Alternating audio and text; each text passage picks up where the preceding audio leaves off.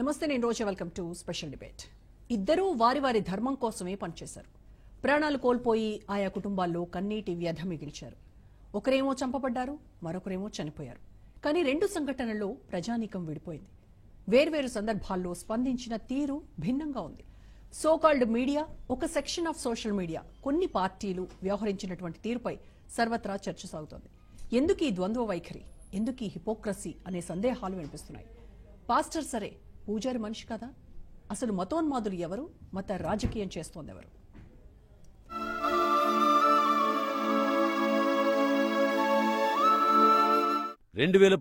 October 26న పూజారి హత్య, 2025 మార్చి 24న pastor మరణం. చనిపోయిన ఇద్దరు ధర్మబోధకులే. ఒకరేమో చంపబడ్డారు, మరొకరేమో చనిపోయారు. 2018 అక్టోబర్ 26న వరంగల్లో పూజారి సత్యనారాయణ హత్యకు గురయ్యారు. గుడిలో మైక్ పెద్ద సౌండ్తో పెట్టాడని ఆ పక్కనే ఉన్న మసీద్ ఇమాం సయ్యద్ సాదిక్ హుస్సేన్ ఆలయ పూజారిపై అమానుషంగా దాడి చేసి హతమార్చాడు. 2025 మార్చి 24న హైదరాబాద్ నుంచి బైక్ పై రాజమహేంద్రవరం బయలుదేరిన పాస్టర్ ప్రవీణ్ ప్రమాదవశాత్తు రోడ్డు ప్రమాదంలో చనిపోయాడు. పగడాల ప్రవీణ్ మృతిపై పోలీసుల దర్యాప్తు కొనసాగుతోంది.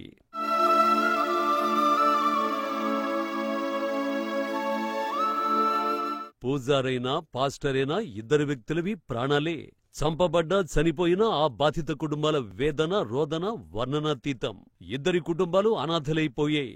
వేరువేరుగా జరిగిన సంఘటనలపై సమాజం సానుభూతి వ్యక్తం చేయడం కనీస ధర్మం. కానీ ఏం జరిగింది, ఏం జరుగుతోంది?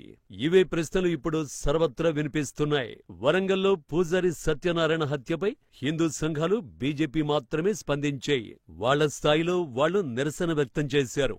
అప్పట్లో అధికారంలో ఉన్న బీఆర్ఎస్ మౌనంగా ఉంది. ఆనాటి ప్రతిపక్షం కాంగ్రెస్, వామపక్షాలు సైతం నిమ్మకు నీరెత్తినట్లుగా ప్రవర్తించాయి.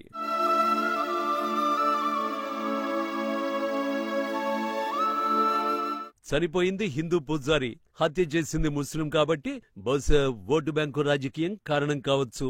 కానీ పాస్టర్ ప్రవీణ్ విషయంలో స్పందన అసాధారణం. 2025 జనవరిలోనే నెల్లూరులో ఉండే ఓ ముస్లిం మతస్థుడు బహిరంగంగా ప్రవీణ్ పగడాలను బెదిరించాడు. తెలుగు రాష్ట్రాల్లో మెజారిటీ రాజకీయ పార్టీలు, కొన్ని మీడియా సంస్థలు, క్రిస్టియన్ ముస్లిం నాయకులు ఒకే వార్త చుట్టూ తిరుగుతూ ప్రజల్ని తిప్పే ప్రయత్నం చేశారు.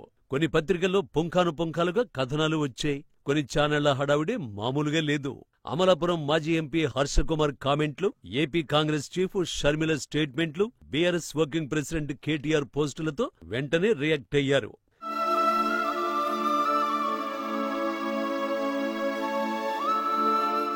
నిజానికి పూజారి సత్యనారాయణ ఓ సాధారణ జీవితం గడిపాడు. దేవాలయ కమిటీ ఇచ్చిన జీతం, భక్తులిచ్చే కానుకలతో జీవితాన్ని నెట్టుకొచ్చారు.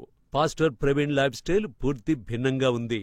పోలీసులు రిలీజ్ చేసిన వీడియోలో మద్యం సేవించి డ్రైవింగ్ చేసినట్లు స్పష్టంగా కనిపిస్తోంది. నిజానికి ఎవరి వ్యక్తిగత జీవితాలు వారివే. మనం పూర్తిగా లోపలికి వెళ్లాల్సిన అవసరం లేదు. కానీ ప్రతి ఒక్కరూ కులం, మతం చూడకుండా బాధితులను చూసే గుణాన్ని అలవాటు చేసుకోవాలి. చేతనైతే సాయం చేయాలి. అదే అన్ని మతాల సారాంశం, అసలైన మనిషి తత్వం.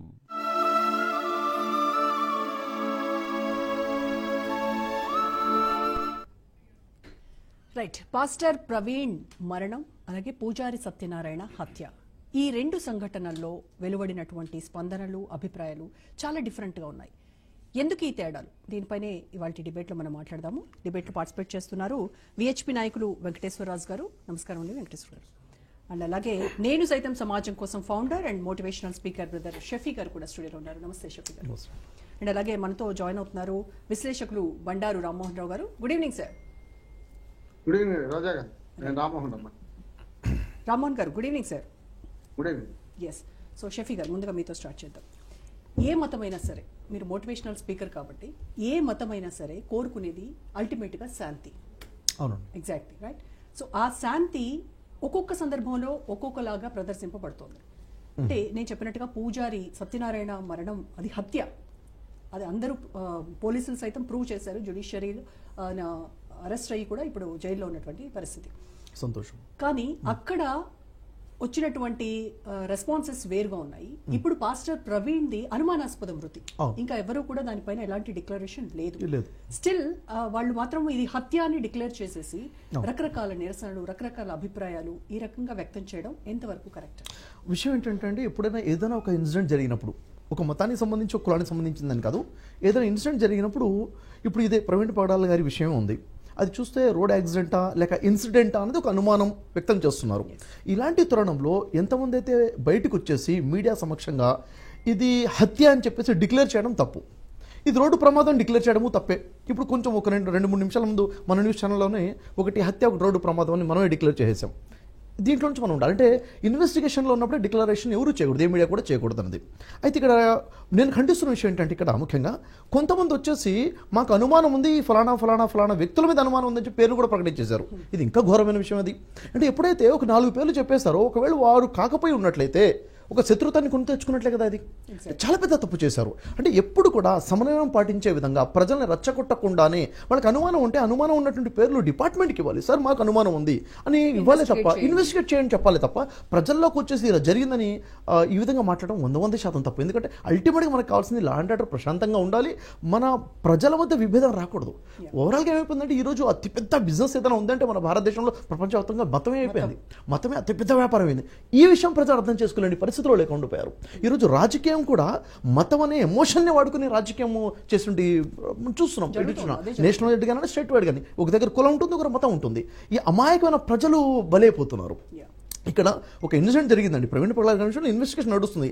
ఇన్వెస్టిగేషన్ రాకముందే మీకు అనుమానం ఉంటే అనుమానం ఉందని చెప్పండి, కానీ వ్యక్తుల పేర్లు ప్రకటించకూడదు. మొదటి విషయం, మాకు అనుమానం ఉందని భావస్వేచ్ఛం అనుకుంది, ఫ్రీడమ్ ఆఫ్, కానీ రెచ్చగొట్టే విధంగా మాట్లాడడం తప్పు. అవును కదా. అయితే ఇప్పుడు ఇక్కడ కూడా నేను ప్రజలందరికీ చెప్తున్న విషయం ఏంటంటే, వెయిట్ చేద్దాము, అసలు ఏం రిపోర్ట్ వస్తుంది. పోస్ట్మార్టం రిపోర్ట్ వచ్చిన తర్వాత అది యాక్సిడెంట్ అని తెలియదు అనుకోండి, అది దైవచిత్తం అని చెప్పేసి యాక్సెప్ట్ చేయాలి. ప్రతి ఒక్కరు యాక్సెప్ట్ సిద్ధంగా ఉండాలి. ఎందుకంటే చట్టాలంటే మనం గౌరవించాలి. ఒకవేళ ఏదైనా ఇన్సిడెంట్ జరిగిందని చెప్తే ఖచ్చితంగా చట్టం దాని మీద యాక్షన్ తీసుకుంటుంది, న్యాయం జరగాలని మనం వాయిస్ రేస్ చేయాల్సిందే. కాబట్టి అప్పటికి ఆగకుండా ముందు నుంచే వాయిస్ రేస్ చేయడం సమంజసమైన విషయం కాదు. ఇక్కడేమో వచ్చేస్తున్నారు. ఇది యాక్సిడెంట్ అనే కంక్లూజన్కి వచ్చిన వాళ్ళు తప్పే, లేకపోతే ఇది ఇన్సిడెంట్ అని చెప్పిన వాళ్ళు కూడా తప్పే అని చెప్తున్నాను. కాబట్టి ఇక్కడ సమన్వయం పాటించి, ఎందుకంటే మత బోధకులు ఈరోజు ఇటుంచి ఆయన 2 పక్షాలు నేను చూస్తున్నాను. 2 పక్షాలు ఎప్పుడు వచ్చి చెప్పి ఒక పక్షం వాళ్ళు ఏమన్నారంటే, మేము ఇంత కష్టపడుతున్నాం ఈ విషయంలో కాబట్టి మీరు మాకు సపోర్ట్ చేయండి అని చెప్పేసి సపోర్ట్ అడుగుతున్నారు. ఇంకొకరు మా పేర్లు బయట పెట్టేశారు, మాకు సెక్యూరిటీ లేదు, మేము బయటికి వెళ్ళలేము, మాకు బౌన్సర్స్ కావాలి, మాకు సపోర్ట్ చేయండి. ఇప్పుడు ఇక్కడ ఏమైపోయింది, మళ్ళీ ఇది బిజినెస్ వైపు టర్న్ అయిపోయింది, 2 వైపుల నుంచి కొన్నాను. కాబట్టి దయచేసి ప్రజల్ని వెడగొట్టే ప్రయత్నం చేయబాకండి, మత సామరస్యం శాంతియుతంగా చేయండి. చట్టం మీద నమ్మకం ఉంది, ప్రభుత్వాలు మనం ఎన్నుకున్న ప్రభుత్వాలు కాబట్టి నమ్మకం ఉంది. మీకు ఇప్పుడు కూడా ప్రభుత్వం నమ్మకం లేదంటారా? మరి జడ్జిమెంటే ఉందని నమ్ముతున్నాం కదా, మరి జడ్జిమెంట్ పూర్తి న్యాయం జరుగుతుందని నమ్మమైనా కానీ లా అండ్ ఆర్డర్ డిస్టర్బ్ చేయొద్దని చెప్పి స్పెషల్గా నా రిక్వెస్ట్ అండి. Right, okay. వెంకటేశ్వరరాజు గారు, ఎందుకు ప్రజల్ని ఈ మతం పేరుతో రెచ్చగొట్టి వాళ్ళని 2 వర్గాలుగా విడదీసి నానా బీభత్సం సృష్టిస్తున్నారంటారు? ఏ రాష్ట్రంలోనైనా సరే మనం ఆ మాట మొదటి నుంచి ఒకసారి మనం గమనిస్తే, మొట్టమొదటిగా ప్రవీణ్ పగడాల గురించి నేను ఒక్క విషయం చెప్తాను. నేను అంటే అందరికీ తెలుసు కాబట్టి నేను చెప్తున్నాను. ఆయన ఇంటర్వ్యూ తీసుకున్నప్పుడు ఆయన ఒక విషయం చెప్పాడు. ఆయనే చెప్పినటువంటి విషయం, నేను చాలా నోటోరియస్ పర్సన్ను, నేను ఒక 3 కలిసి మా అన్న మీద దాడి చేసిన వాడిని నేను చంపడానికి నేను ప్రయత్నం చేశాను, అతను చచ్చిపోయాడని చెప్పేసి నేను పొదలలో వేసి నేను వెళ్ళిపోయాను. వాని అదృష్టం ప్రకారంగా వాడు బ్రతికాడు, కానీ నేను సేవ్ అయ్యాను. ఎలా సేవ్ అయ్యానంటే, మా బంధువు సిఐ ఉంది, సర్కిల్ ఇన్స్పెక్టర్ ఉంది, ఆ సర్కిల్ ఇన్స్పెక్టర్ ఉంది కాబట్టి నన్ను సేవ్ చేసింది, నేను అప్పుడు సేవ్ అయ్యాను అని చెప్పేసి he himself has given the statement in the open media. అది మనం ఒకసారి ఆలోచిద్దాం. దాని తర్వాత నేను మారాను, నేను మంచి మనిషిని అయ్యాను, నాలో మంచితనం వచ్చింది అనేటువంటిది తర్వాత విషయం. ఇక దాన్ని ఒకసారి ఆలోచిద్దాం.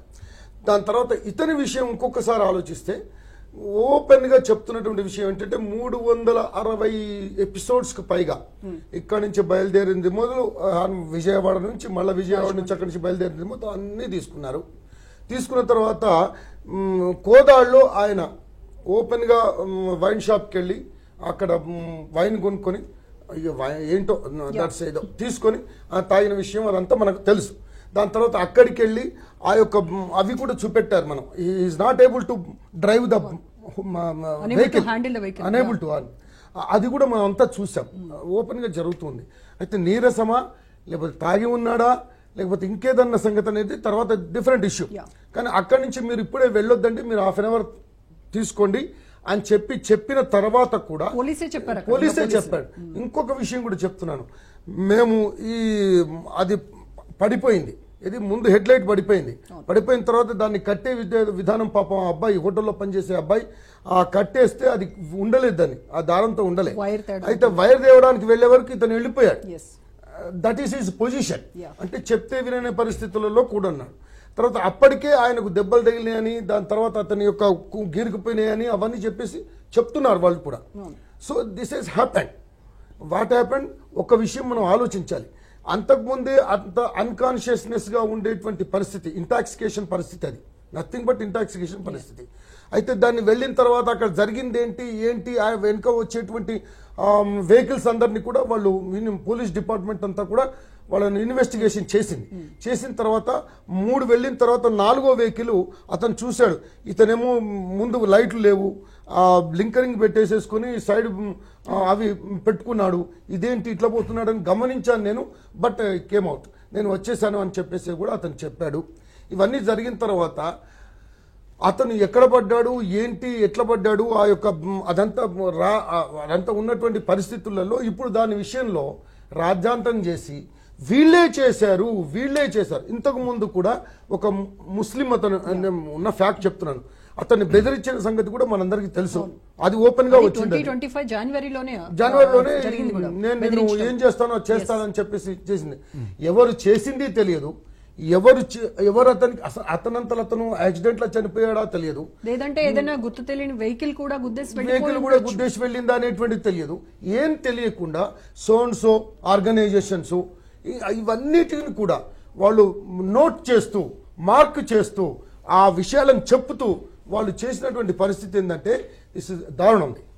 అయితే ఇంకొక విషయం కూడా చెప్తున్నాను, అసలు ఇంత రాద్ధాంతం చేయాల్సినటువంటి అవసరం ఉందా?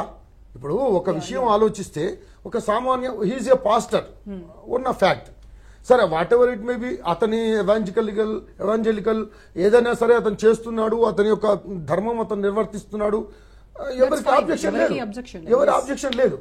బట్ ఐజీ లెవెల్ నుంచి, సీఎం దగ్గర నుండి, హోమ్ మినిస్టర్ దగ్గర నుండి డే టు డే తీసుకోవాల్సినటువంటి అవసరం ఉందా? ఒక చిన్న ఉదాహరణ చెప్తామా, అటువంటి మర్డర్స్ జరిగాయి. దిస్ ఈజ్ ఓన్లీ మనం ఏమనుకుంటున్నామంటే, ఇంకొక విషయం కూడా, భారతదేశ శిక్షాస్మృతి ప్రకారంగా ఎవరైతే తప్పు చేసినా until unless it will be proved in the court, కోర్టులో ఏదైతే తీర్మానం వచ్చేంత వరకు, జడ్జిమెంట్ వచ్చేంత వరకు వాడు అనుమానితుడే, accused only accused. After that ఒకవేళ కనుక అందులో కనుక వస్తే అతను నేరారోపణ, ఇది నేరారోపణ కానీ ఆ నేరస్తుడు అప్పుడు, అంటిల్ అన్లెస్ నేరస్తుడు కాదు. కానీ ఇప్పుడు వాళ్ళు తెలియకుండా కూడా వీడు నేరస్తుడు, వాడు నేరస్తుడు, ఈ సంస్థ చేసింది, ఆ సంస్థ చేసింది అని ఇష్టం వచ్చినట్టు మాట్లాడుతున్నారు. ఇంకొక విషయం ఇవాళ అనేక మంది వాళ్ళ పూజారి విషయం చెప్తుంది. మీరు నిజంగా కూడా చాలా దారుణమైనటువంటి విషయం, అందరూ చూస్తున్నాగా కొట్టి చంపినటువంటి విషయం. వీళ్ళందరూ కళ్ళు లేవా, చెవులు లేవా, మనుషులు గారా? ఆయన మనిషి కాదా? లేకపోతే ఆయన ఒక ఆధ్యాత్మికమైనటువంటి, ఆయన ఒక దారిలో ఉండేటువంటి మనిషిని ఆ విధంగా అన్యాయంగా, అక్రమంగా కొట్టి చంపితే వీళ్ళందరూ ఎటుపోయింది? ఇవాళ వీళ్ళందరూ వచ్చి మాట్లాడుతున్నారు. అంటే ఏంటి ఈ వివక్షత? ఏంటి వీళ్ళలో? ఎందుకు ఈ వివక్షత చూపుతున్నారు వీళ్ళు? ఇవాళ అంతమంది అతని మీద చేసేటువంటి పరిస్థితి ఏంటి? ఇవాళ ఆ దారుణమైనటువంటి ఒక స్వామి, పరిపూర్ణానంద స్వామి వారు ఒక్కరు మాత్రమే వచ్చారు ఆ రోజు. తర్వాత మేము వెళ్ళాం. ఏం చేసినా దాని మీద ఇన్వెస్టిగేషన్ సరిగా లేదు, ఏది లేదు.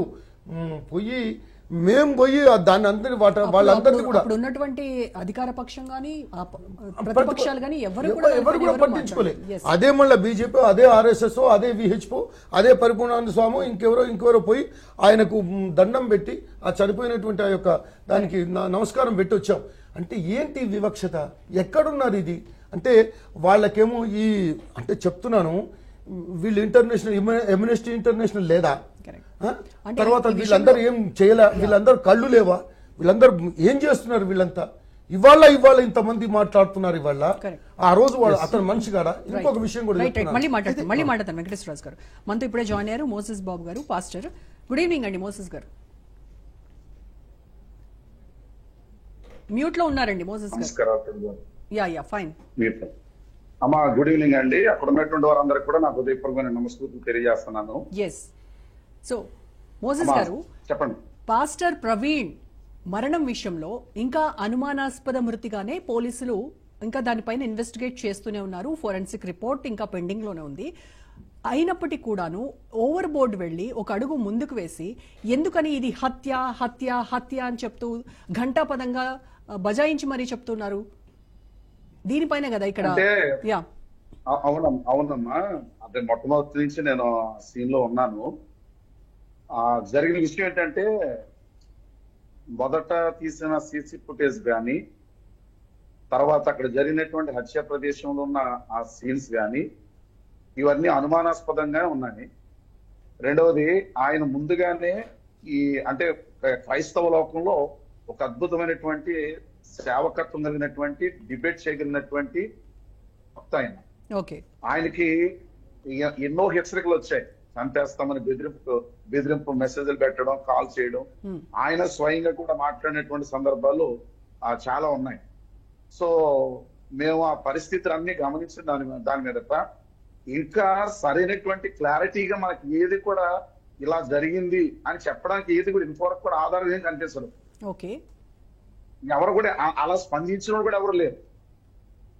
పైగా ఆ పరిస్థితులన్నీ కూడా మేము చూసిన సీన్లు కానీ, ఆయన మాట్లాడిన సందర్భాలు కానీ, ఒక చిన్న విషయాన్ని జ్ఞాపకం చేస్తాను. ఇంతవరకు జరిగిన దాంట్లో అంటే హైదరాబాద్ నుంచి ఏదో మందు బాటిల్స్ కొన్నట్టు అవన్నీ మీరు చూసే ఉన్నారు.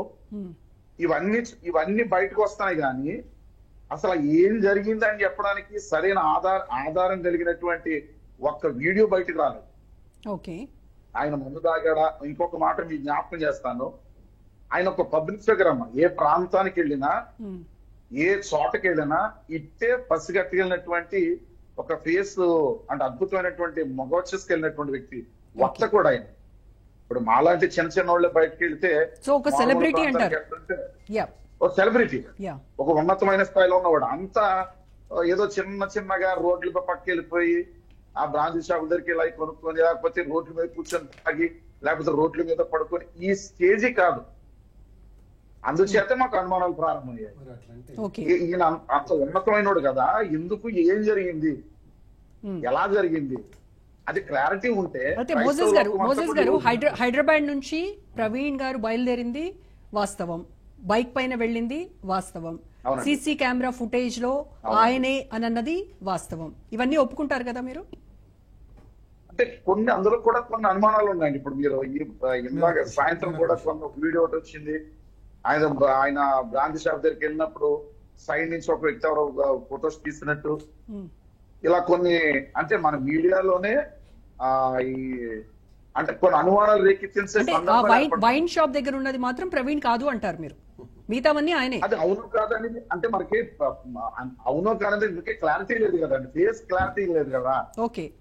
అలానా వ్యక్తి అని క్లారిటీ మనకు దొరకలేదు కదా ఇంతవరకు కూడా. Okay, forget about wine shop అండి. వైన్ షాప్ దగ్గర వదిలేద్దాం మనం కాసేపు. అయితే మిగతా 300 సీసీ కెమెరాల్లో ఫుటేజ్ చూసారు కదా.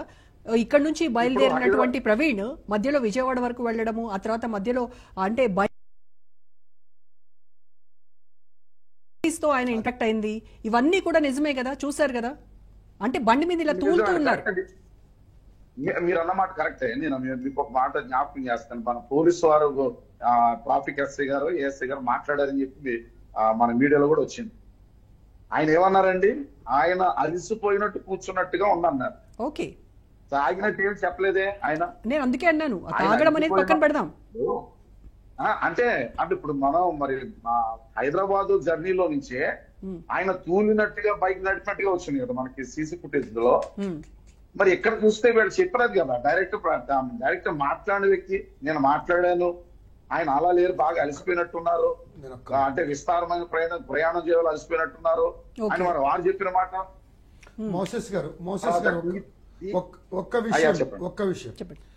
వారు విజయవాడ చేరుకునే ముందే ఎక్కడైతే టోల్ గేట్ ఉందో ఆ టోల్ గేట్ దగ్గరనే వారు వచ్చే ముందే ఆ విజయవాడలోనే అక్కడ ఉండేటువంటి ఆయనకు ఛాయ్ ఇచ్చినటువంటి ఆ అబ్బాయి చెప్పినటువంటి విషయం ఏంటంటే వారికి కొంత దెబ్బలు తగిలినాయి, అక్కడక్కడ ఉన్నాయి, చాలా అలసిపోయినట్టున్నారు, వారు చాలా అంటే నడవలేకుండా ఉన్నారు, వారిని ఎస్ఐ గారు పట్టుకొని వెళ్ళి ఆ యొక్క గార్డెన్ దగ్గర కూర్చోబెట్టి మీరు కూర్చోండి, ఒక హాఫ్ అన్ అవర్ తర్వాత మీరు బయలుదేరి వెళ్తురు, ఇప్పుడు వెళ్ళకండి, మీ పరిస్థితి బాగలేదని చెప్పినటువంటిది it has released in the TV. అది మనం ఒప్పుకోవాలి కదా. మీ మాటగా అడ్డు వస్తున్నాం, మీ మాటగా నేను మీ మాటలతో ఇంకొక విషయం కూడా, ఇంకొక విషయం ఆ యొక్క బుల్లెట్ యొక్క ఇప్పుడే నన్ను మాట్లాడేవాళ్ళు, మీరు అన్న పాయింట్లకు వస్తున్నాను నేను.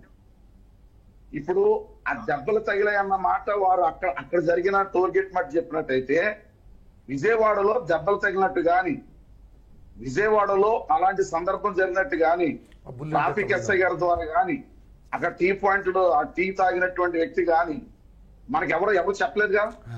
అలసిపోయిన సందర్భం కనపడింది అన్నారు. ఇందాక ఛానల్లోనే చూశాను, ఫస్ట్ ఎయిడ్ కూడా చేసినట్టు చెప్తున్నారు. ఒక్క నిమిషం మోసెస్ గారు నాది ఒక పాయింట్ ఏంటంటే, ఇప్పుడు ప్రవీణ్ గారు మత ప్రబోధకులు, ఆయనకి మీరు అన్నట్టుగా చాలా ఫ్యాన్ ఫాలోయింగ్ ఉంది, ఆయన ఒక సెలబ్రిటీ స్టేటస్ ఉన్నటువంటి ఒక వ్యక్తి. అలాంటి వ్యక్తి అంటే బాధ్యతాయుతంగా ఉండాలి సమాజానికి. మరి హెడ్ లైట్ లేకుండా లేనటువంటి వెహికల్ ని ఆయన ఎలా డ్రైవ్ చేసుకుంటూ వెళ్తారండి హైదరాబాద్ టు రాజమండ్రి వరకు?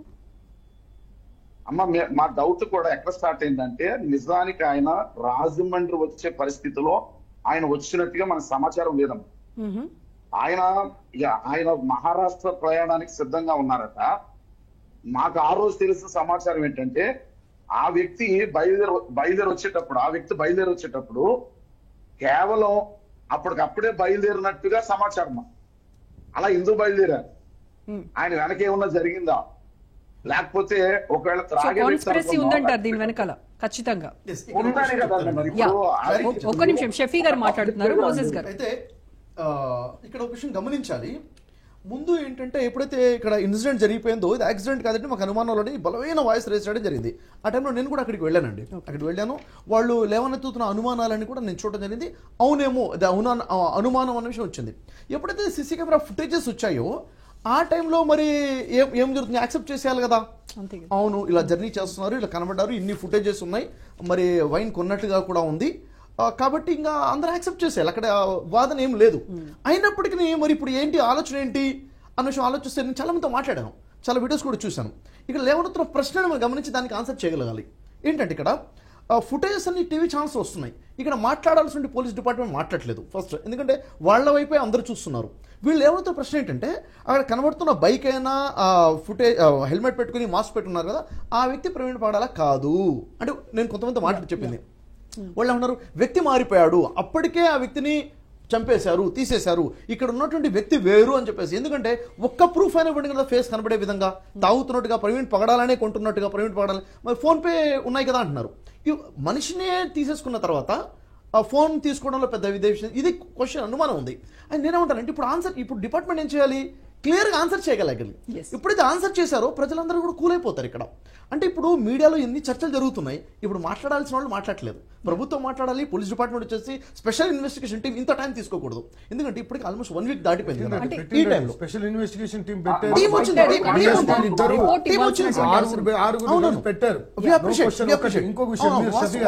ఇంకొక విషయం వినాలి. అక్కడ టీ ఇచ్చినటువంటి అబ్బాయి ఒక ఓపెన్ గా చెప్పినటువంటి విషయం ఏంటంటే, మీరు ఇప్పుడు రివ్యూ చేయండి దాన్ని. ఏం చెప్పాడంటే, కొద్ది దూరం పోయిన తర్వాత ఆయన హెల్మెట్ తీశాడు, హెల్మెట్ తీస్తే ఆయన ప్రవీణ్ పగడాల అని చెప్పి అప్పుడు నేను గమనించి మా పాస్టర్ గారు అని చెప్పి నేను అనుకున్నాను, నాకు అప్పుడు తెలిసిందండి ఆయన తీసిన తర్వాత అని చెప్పాడు. మరి అదేంటి ఆయన ఇచ్చినటువంటి స్టేట్మెంట్ ఏంటి? ఇవన్నీ కూడా ఒక్క నిమిషం అయ్యా, ఇవన్నీ కూడా టీ షాప్ లో ఉన్న వ్యక్తి ఒక్కొక్కసారి ఒక్కొక్క స్టేట్మెంట్ ఇచ్చాడండి. అతన్ని నేను చూడలేదు, గుర్తుపట్టలేదు, కేవలం బండిని చూసి మాత్రమే గుర్తుపట్టాను ఒకసారి చెప్పి. హెల్మెట్ ఉన్నప్పుడు ఇక్కడ మనందరి చర్చ ఏమంటే, మన చర్చకి వాల్యుయేషన్ లేదండి. చెప్పాల్సి చెప్తే మొత్తం 2 రాష్ట్రాలు కూలైపోతాయి. ఇది జరిగిందని క్లారిటీ ఇవ్వగలగాలి, అది ఇవ్వట్లేదు. అంటే సారీ చెప్పండి మళ్ళీ ఇవన్నీ చెప్పండి. కూడా సంఘటన జరిగిన 4-5 దినాల తర్వాత బయటకు వచ్చాయి.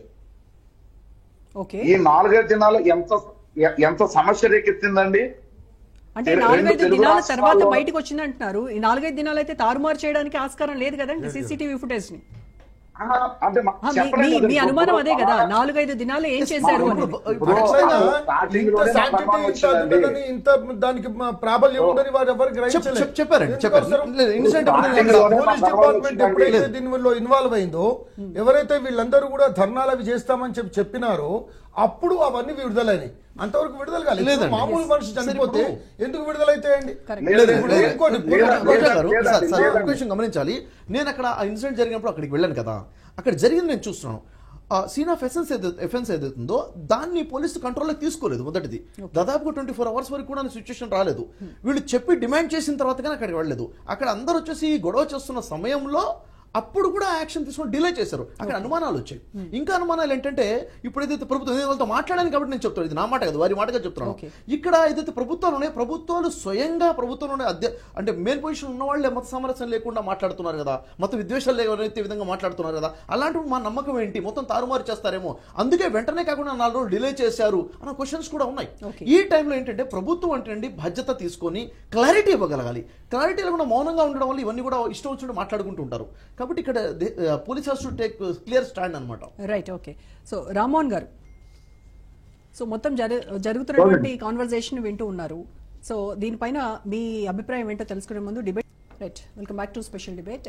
విశ్లేషకులు రామ్మోహన్ గారితో మాట్లాడదాం. రామ్మోహన్ రావు గారు, ఇప్పుడు పూజారి మరణం ఏదైతే ఉందో, సత్యనారాయణ అనేటువంటి పూజారి మరణము, అది ఖచ్చితంగా ఒక వ్యక్తి చేతిలో జరగబడినటువంటి హత్య అనేది నిర్ధారణ అయింది. అది మాత్రము వాళ్ళకి ఏంటంటే ఒక వ్యక్తిగత వివాదంగా దాన్ని అందరూ చూశారు అప్పుడు. కానీ వేరాజ్ ఈ పాస్టర్ మరణం విషయంలో మతపరమైనటువంటి హత్య అనేటువంటి అనుమానాలు ఎక్కువ అవుతూ ఉన్నాయి. సో ఇది అంటే సామూహిక ఆందోళనలకు దారితీస్తోంది ఈ అంశం. దీన్ని ఎలా చూడాలంటారు? ఎందుకంటే పూజారి మరణాన్ని ఒకలాగా, పాస్టర్ మరణాన్ని మరొకలాగా, ఈ వేరియేషన్స్ ఏంటంటారు? రోజా గారు, మీకు ప్యానల్ ఉన్న మిత్రులకు అట్లాగే రాజ్ న్యూస్ ప్రేక్షకులకు నమస్కారం. నేను విశ్లేషకుని, రాజకీయ విశ్లేషకులతో పాటు నేను న్యాయవాదిని కూడా కనుక న్యాయవాదిగా కొన్ని తెలుసుకున్నాను. మొట్టమొదటి దానికి దీనికి పొంతలు లేదు అనుకున్నాను. దానికి అదే దీనికి ఇది. నేను కరెక్ట్ గా 25 ఏళ్ళ నుంచి టీవీలో మాట్లాడుతున్నాను. ఆనాడు 2 ఏళ్ల క్రితం పోచం మైదానంలో జరిగిన సాయిబాబా గుడి పూజారి ఎవరైతుందో ఆయన చంపిందని పూర్తి ఖండించాం. ఆ విషయంలో స్పష్టంగా మాత్రాన్ని తెలుస్తూనే ఉంది. బయటపడేసి కొట్టారు, ఎవరు కొట్టారు, ఎవరు చంపారు అని వేరే విషయం. లేకపోతే ఇప్పుడు కూడా తేలలేదు. న్యాయ వ్యవస్థ తద్వారంగా నడుస్తున్నారని కారణం అది. దాని మీద రాజకీయ పార్టీలు మాట్లాడకపోవడానికి మాత్రం ఖండిస్తున్నాను. ఎందుకంటే ఓటు బ్యాంక్ రాజకీయాల కోసం మైనార్టీ వర్గాలకి ఇట్లాంటి ఏమైనా జరిగినప్పుడు మాత్రమే మాట్లాడుతూ, మెజార్టీ హిందూ మతస్థులకు జరిగిన వాటి మీద ఎవరు మాట్లాడడానికి సాహసిస్తలేరు, పార్టీలు కానీ నాయకులు కానీ, ఊహనా సెక్యులిస్టులు కానీ. రెండోది ఈ పక్కన పెడతాను. దానికి దీనికి పొందడం చేస్తారంటే ఇప్పుడు తప్పుకు తప్పు ఒప్ప, వాళ్ళది కదా వీళ్ళది కదా అని మాట వస్తుంది. అది కాకుండా చూద్దాం. పూర్తిగా షఫీ గారితో 2 సార్లు మాట్లాడు. షఫీ గారు చాలా వైడ్ మ్యాన్. వాడు మాట్లాడినంత పూర్తిగా అంగీకరిస్తున్నారు. నేను చెప్పాల్సిన విషయాలన్నీ వారే చెప్తారు. మిగతా 2 చెప్పలేదని కాదు. మిగతా 2లో కొంతవరకు ఒక వెంకటేశ్వరరావు గారు మాట్లాడిన విషయాల్లో కొంత వాళ్ళ వెర్షన్ చెప్పుకొస్తున్నారు. నేను స్పష్టంగా చెప్తున్నాను, యాజ్ అడ్వకేట్ గా సీన్ ఆఫ్ అఫెన్స్ నాశనం చేశారు ఈ ప్రభుత్వము. వారం రోజులైనా ఇంకా పోస్ట్ మార్టం రిపోర్ట్ విడుదల చేయడానికి కారణం ఏంటి అంటున్నాను నేను. ఎందుకంటే ఇప్పుడు పోస్ట్ మార్టం 3వ రోజు అయింది. ఆ రోజే సంఘటన జరిగిన ఉదయం జరిగితే మధ్యాహ్నం ఒక టీవీ ఛానల్ మాట్లాడుతూ నేను స్పష్టంగా చెప్పాను, ఆయన అప్పటికి వైన్ షాప్ ఇవన్నీ గొడవలు బయటపడ్డాయి. నేను అదే అన్నాను, ఉదయం 5:30 జరిగితే సీన్ ఆఫ్ అఫెన్స్ లో బండి చుట్టూ మాత్రమే ఒక రిబ్బన్ కట్టింది, కానీ మరి బండి కన్నా ముందు ఏదైనా టైర్ గీతలు ఉన్నాయా, వీటి పరిశీలించాల్సిన అవసరం ఉంది కదా. అప్పటికే అసలు మొత్తం న్యాయ వ్యవస్థలో ముఖ్యంగా పోలీస్ ఇన్వెస్టిగేషన్ లో చెడిపోయేది ఏంటంటే సీన్ ఆఫ్ అఫెన్స్ రక్షించేది విదేశాల్లో ఉన్న ఏ పద్ధతులు పాటిస్తారు అంటున్నారు. మన దగ్గర కూడా అదే జరిగింది. నెంబర్ 1 అక్కడ పోయింది. రెండోది, ఆ రోజే నేను మాట్లాడుతున్న క్రమంలోనే కేఏ పాల్ గారు వెళ్తూ ఆయన ఒక వీడియో రిలీజ్ చేసి వెళ్ళిపోయింది. పోయిన తర్వాత ఏం మాట్లాడిన ఆయన దాన్ని కూడా ఖండించాడు. ఆయన ఏమన్నాడంటే, ఒక వ్యక్తి ఏంటి డైరెక్ట్ చెప్తున్నాడు, పవన్ కళ్యాణ్ మీద ఆరోపణ చేసిండు సనాతన ధర్మం అని. ఆయన దాని మీద చాలా డిబేట్లు అయినాయి. సనాతన ధర్మం అని మాట్లాడే విషయంలో, దక్షిణాది పర్యటన విషయంలో బీజేపీలో చేర్చే పార్టీ అని విమర్శించడమండి. కానీ ఒక వ్యక్తి పేరు చెప్పేటప్పుడు చాలా జాగ్రత్తగా వ్యవహరించాలన్నారు. కేఏ పాల్ గారు పూర్తిగా బాధ్యత రాహిత్యంగా ఒక మనుషుల పేరు చెప్పేసుకుంటూ వచ్చిండ్రు. దాన్ని కూడా ఖండించిన నేను. కేఏ పాల్ గారు 2 పూర్తిగా ఆయన అసలు రెచ్చగొట్టే మోడ్ లోకి వెళ్ళిపోయారు, రెచ్చగొట్టే మోడ్ లోకి తీసుకొస్తున్నారు జనాల్ని కూడా. అదే నా ఉద్దేశం ఏంటంటే ఇది రెండు వర్గాల మధ్య రెచ్చగొట్టే చర్యగా అరెస్ట్ చేయాలనుకోండి. వేరే విషయాలు స్పష్టంగా చెప్తున్నాను. ఎందుకంటే ఒక న్యాయ వ్యవస్థలో మనకు ఒక వ్యక్తి అటువంటి మాటలు మాట్లాడుతున్నారంటే, ఒక డిప్యూటీ చీఫ్ మినిస్టర్ మీద అట్లాంటి ఆరోపణలు చెప్తున్నారంటే కష్టం కదా. ఇందులో నాకు అనిపిస్తుంది అంటే మిగతా ఇన్వెస్టిగేషన్ పూర్తి కాకముందే మనం చెప్పలేము. షఫీ గారు అన్న మాట ప్రతి అక్షర సత్యం అంటున్నాను. ఈ విషయంలో నేను మొదలు మాట్లాడితే అదే విషయం చెప్పేవాడిని. దానిలో రెండు కోణాలు ఉన్నాయి. ఒకటేమో ఇప్పుడు వెలుగులోకి వస్తున్న నిజాలను కూడా మనం అంగీకరించకపోతే ఎట్లా అంటున్నాను. ఒకటేమో హత్య లేకపోతే యాక్సిడెంట్ అంటానికి 3 కారణాలు ఉన్నాయి. మనమే తేల్చొద్దు. మీడియా ట్రయల్ కానీ మనం విశేష ట్రయల్ కానీ చేస్తే లాభం లేదు. చేయాల్సింది పోలీసు. కుక్క చేసిన పని కుక్క, గాడిద చేసిన పని గాడిద చేయాలి. ఓ మోటార్ ఇక్కడ జరగాల్సింది అది విడిచిపెట్టి వారం రోజులైనా ఎందుకు ఫాస్ట్ ట్రాక్ ఏకీపిస్తున్నారు. వారం రోజుల తర్వాత కూడా ఇంకా ఫోరెన్సిక్ రిపోర్ట్ ఎందుకు రాలేదు, పోస్ట్ మార్టం రిపోర్ట్ ఎందుకు పాస్ చేయాలని చేస్తున్నారు. ప్రభుత్వం అంటే ఆవేశకావేశ రెచ్చిపోతే అనుకుందాం, వాస్తవ చెప్పకుండా ఊరుకుందామా. పూజారి హత్య విషయంలో అదే జరిగింది అంటున్నారు కదా. ఇప్పుడు కూడా నేను ఏమంటున్నాను అంటే అదేమో డైరెక్ట్ మర్డర్ అయితే ఇక్కడ యాక్సిడెంటా మర్డర్ అనే ఒక సమస్య వచ్చినప్పుడు దీన్ని ఎందుకు తేల్చలేకపోతుందని అంటున్నాను. దీనిలో రాజకీయ కోణం చెప్తాను నేను. షర్మిల మాట్లాడిన ఇంకొకరు మాట్లాడిన సమస్య ఏంటంటే ఈ ఎన్డీఏ గవర్నమెంట్ కూటమిలో ప్రభుత్వం ఉన్నది. ఒకవేళ తెలంగాణలో జరిగితే ఇంకో రకంగా ఉంటుండే. అదే యాక్సిడెంట్ కానీ అదే చావు కానీ తెలంగాణ పరిధిలో జరిగితే ఇంకో రకంగా ఉంటుంది. ఈ రాజకీయ పార్టీలు ఇంకో రకంగా స్టాండ్ తీసుకుంటాను. ఆంధ్రప్రదేశ్ లో జరగడం వల్ల రాజమండ్రికి 7 కిలోమీటర్ల దూరంలో జరగడం వల్ల ఇప్పుడు ఏమవుతుందంటే మొత్తాన్ని రాజకీయ పార్టీల చుట్టూ తిప్పుతున్నారు. బీజేపీ కూటమిలో ఎన్డీఏ గవర్నమెంట్ లో మన టీడీపీ జనసేన ఉంది కనుక ఇప్పుడు దీన్ని బట్టగాల్చి మీదేద్దామని కొన్ని సంఘాలు ప్రయత్నం చేస్తున్నారు. ఏ బాధ్యత విమర్శించినట్టు సమస్య లేదంట. రెండోది కొన్ని కళ్ళ ముందు వాస్తవాలు అని సీసీ కెమెరాలు ఒప్పుకోవద్దా, మనం ఊరుకుందామా? నేనేమన్నా ఫోన్ పే అన్నా. నేను మూడు విషయాలు ప్రస్తావిస్తున్నాను. షఫీ గారు చెప్పని విషయాలు ప్రస్తావిస్తాను. నెంబర్ 1, నందిగామ దగ్గర మనకు లిక్కర్ కొన్నప్పుడు ఆ లిక్కర్ కు పైసా చెల్లించింది ఈ ఫోన్ నుంచే కదా. కొన్ని దుర్మార్గవాదాలు అంటే ఫోన్ ఎవరైనా కొట్టేయచ్చు కదా, ముఖం ఆయనది కాదు, రైట్. కానీ ఫోను ఆయన యాక్సిడెంట్ స్థలంలో దొరికింది అనుకోండి, ఎవరి దగ్గర ఉన్నట్టు ఫోను? నెంబర్ 1. రెండో చెప్తున్నాను, ఆ మద్యం బాటిలు ఆయన తాగిండా లేదా అనేది ఒప్పుకోవటం అంటున్నారు. నేనేమంటున్నాను, యాక్సిడెంట్ జరిగినప్పుడు 2 మద్యం బాటిల్ ఉండాలి. ఒకటి ఒక దగ్గర కొన్నారు, ఇంకోటి 350 పెట్టి ఇంకో అక్కడ కూడా ఫోన్ పే చేశారు. మరి 2వ బాటిల్ ఉండానా ఉండొద్దా? ఒక బాటిల్ ఖాళీ అయిందంటే ఆయన తాగినట్టా లేదా? నేను కొన్ని సున్నితమైన విషయాలు మనం మాట్లాడొద్దు అని కొన్ని మాట్లాడాల్సి వస్తుంది. కొన్ని సున్నిత విషయాల్లో మనం మాట్లాడొద్దు అనుకుంటున్నాం. కానీ ఇక్కడ ఏమవుతుంది, మొదటి బాటిల్ ఖాళీ చేసినా 2వ బాటిల్ కొన్నాడా? 2 బాటిల్లో ఆయన బండిలో ఉన్నాయా? ఎవరికైనా ఇవ్వడానికి కొన్నాడు అంటే కూడా అబద్ధమేంట. ఒక పాస్టర్ ఒక గౌరవనీయ వృత్తిలో ఉన్నాడు, తాగుడు తప్ప అంటలేదు నేను. తాగి బహిరంగ ప్రదేశాల్లో పోవడం తప్ప అంటున్నాను. ఇవాళ నిజంగానే ఆ పోలీస్ కానిస్టేబుల్ ఆపినప్పుడు అక్కడెక్కడ మొత్తం వ్యవస్థలో ఇన్ని టోల్ ట్యాక్స్ దాటుకుంటూ పోయింది కదా, ఎక్కడన్నా మనకు మద్యం తాగినట్టు మన అది పరీక్షల కేంద్రం ఉందనుకోండి, సమస్య ఉండకపోయేది. అప్పుడు చేసేవాడు అంటే లేదనంటే కదా. హైవేల మీద తాగి నడిపిస్తే కూడా తాగి నడిపించినా లేదా తేలాలంటే వ్యవస్థ లేదు కదా. మరి దాన్ని ఎవరు తీర్చాలి అంటే రెండోది చెప్తున్నాను. పోస్ట్ మార్టం రిపోర్ట్ కోసం పోతే ఒక రోజంతా ఆందోళన పెట్టారు. నేను వాళ్ళ మనోభావాలను గౌరవిస్తున్నాను. ఖచ్చితంగా అది హత్యో లేకుంటే యాక్సిడెంట్ తేల్చాల్సిన అవసరం ఉంది. చాలా మంది దుర్మార్గంగా వాదిస్తున్నారు ఏంటంటే కింద పడితే బండి కింద ఆయన ఎట్లా పడతాడు, కింద పడ్డాక బండి కింద పడతారా బండి మీద పడతారా ఇట్లా చెప్తాం. అక్కడ పరిస్థితి బట్టి ఒక గుంతలో పడిపోయింది, ఎట్లా పడతారని ఏం చెప్తాం? అంటే ప్లాన్ చేసుకోం కదా ముందు, ఇలా పడాలి అలా పడాలని ప్లాన్ అయితే ఏం చేసుకోం కదా. లేదు కదా. ఇప్పుడు గాయాలు ఉన్నాయి శరీరం మీద, పడితే గాయాలు కావా? నేనేమంటున్నాను, మామూలుగా బండి ఒక పక్కన ఆపి కింద పడేసి ఉన్నది అనుకోండి ఏదైనా మృతదేహం, అప్పుడు గాయాలు ఉంటే బండి మీదకి వెళ్ళి పడలే కదా, అప్పుడు గాయాలు ఎట్లా అయినాయి అని అడగొచ్చు కదా అంటున్నాను. ఇంత సింపుల్ విషయాన్ని, ఇంత సింపుల్ లాజిక్ ను కూడా మతపరంగా ఎందుకు ఆలోచిస్తున్నారు అంట. ఇప్పుడు మొత్తం ఇన్ని సీసీ కెమెరాల ఫుటేజ్లు బయటకు వచ్చినాక, ఆ పార్కులో పండుకున్నట్టు బయటకు వచ్చిన తర్వాత, వాళ్ళు హెడ్ లైట్ అప్పటికే లేదని గుర్తించిన తర్వాత అర్ధరాత్రి ప్రయాణం చేయాల్సిన అవసరం ఏముంది అంట. నేను బేసిక్ ఇంకో క్వశ్చన్ వేస్తున్నాను. ఆయన హైదరాబాద్ లో ఒక మతపరపరుడు, రాజమండ్రిలో ఇప్పుడు తెలుస్తుంది ఏది ఇంకొక చర్చి కోసం ఏదో చేస్తున్నారని తెలుస్తుంది. కానీ పోయేటప్పుడు కుటుంబ సభ్యులకు కానీ అక్కడ పిలిచేవాడికి కానీ ఏముండదా? ఇప్పుడు నేను రాష్ట్రాన్ని తిరుగుతా, నేను హైదరాబాద్ వెళ్తే నేను ఎక్కడికి పోతున్నానో ఆ పోయేవాడి ఫోన్ నెంబర్ మా ఇంట్లో ఉంటది. ఎక్కడికి పోతున్నా, ఏ మీటింగ్ పోతున్నాను అంటుంటది. తనకి వెళ్ళిన మీటింగ్ పోతే ఆ మీటింగ్ వాళ్ళు ఎవరు పిలిచారో వాళ్ళ నెంబర్ మా ఇంట్లో ఉంటాయి. కనుక ఏమీ లేకుండానే అడ్డగోలుగా బండి మీద 400 కిలోమీటర్ ప్రయాణం చేయడం తప్పట్లేదు. పోయేటప్పుడు ఎవరికి అసలు ఆ రామ్మోహన్ గారు అది కూడా పైగా ఆయన కర్ణాటక వెళ్లాల్సి ఉంది. ఆ టైంలో ఆ డేట్ న కర్ణాటక క్యాన్సిల్ చేసుకుని రాజమండ్రి వైపు వెళ్లారు. ఎందుకు వెళ్లారో తెలియదు అనేది, దానికి కూడా ఒక కాన్స్పిరసీ ఉంది అని అంటున్నారు. దాని వెనక కూడా కాన్స్పిరసీ ఉంది అనేది వాళ్ళ వాదన. కావాలని ఎందుకు చెప్తాను అంటున్నాను. నిజంగా చెప్పాను ఒక మాట అమ్మా, ఆ పూజారిని చంపినట్టే ఈయనను కూడా చంపేయచ్చు ఎంతసేపు. ఇంకోటి చెప్తున్నాను, ఇప్పుడు ఎప్పుడైతే థ్రెట్ కాల్ వచ్చిందో పోలీస్ కంప్లైంట్ ఇచ్చిండి ఆయన. నేను అడ్వకేట్ గా అడుగుతున్నాను, పోలీస్ కంప్లైంట్ ఇవ్వాలి, ఎందుకు ఇవ్వలేదు?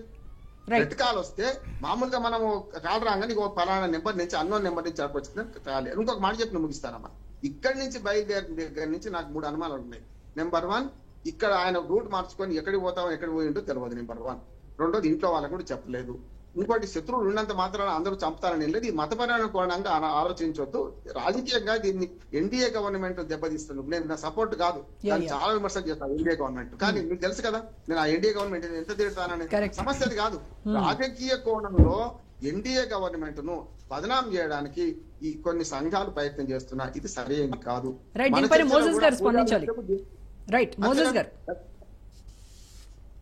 ఇప్పుడు రామ్మోహన్ రావు గారు కొన్ని పాయింట్స్ రేజ్ చేశారు, వాటికి సమాధానం చెప్పండి.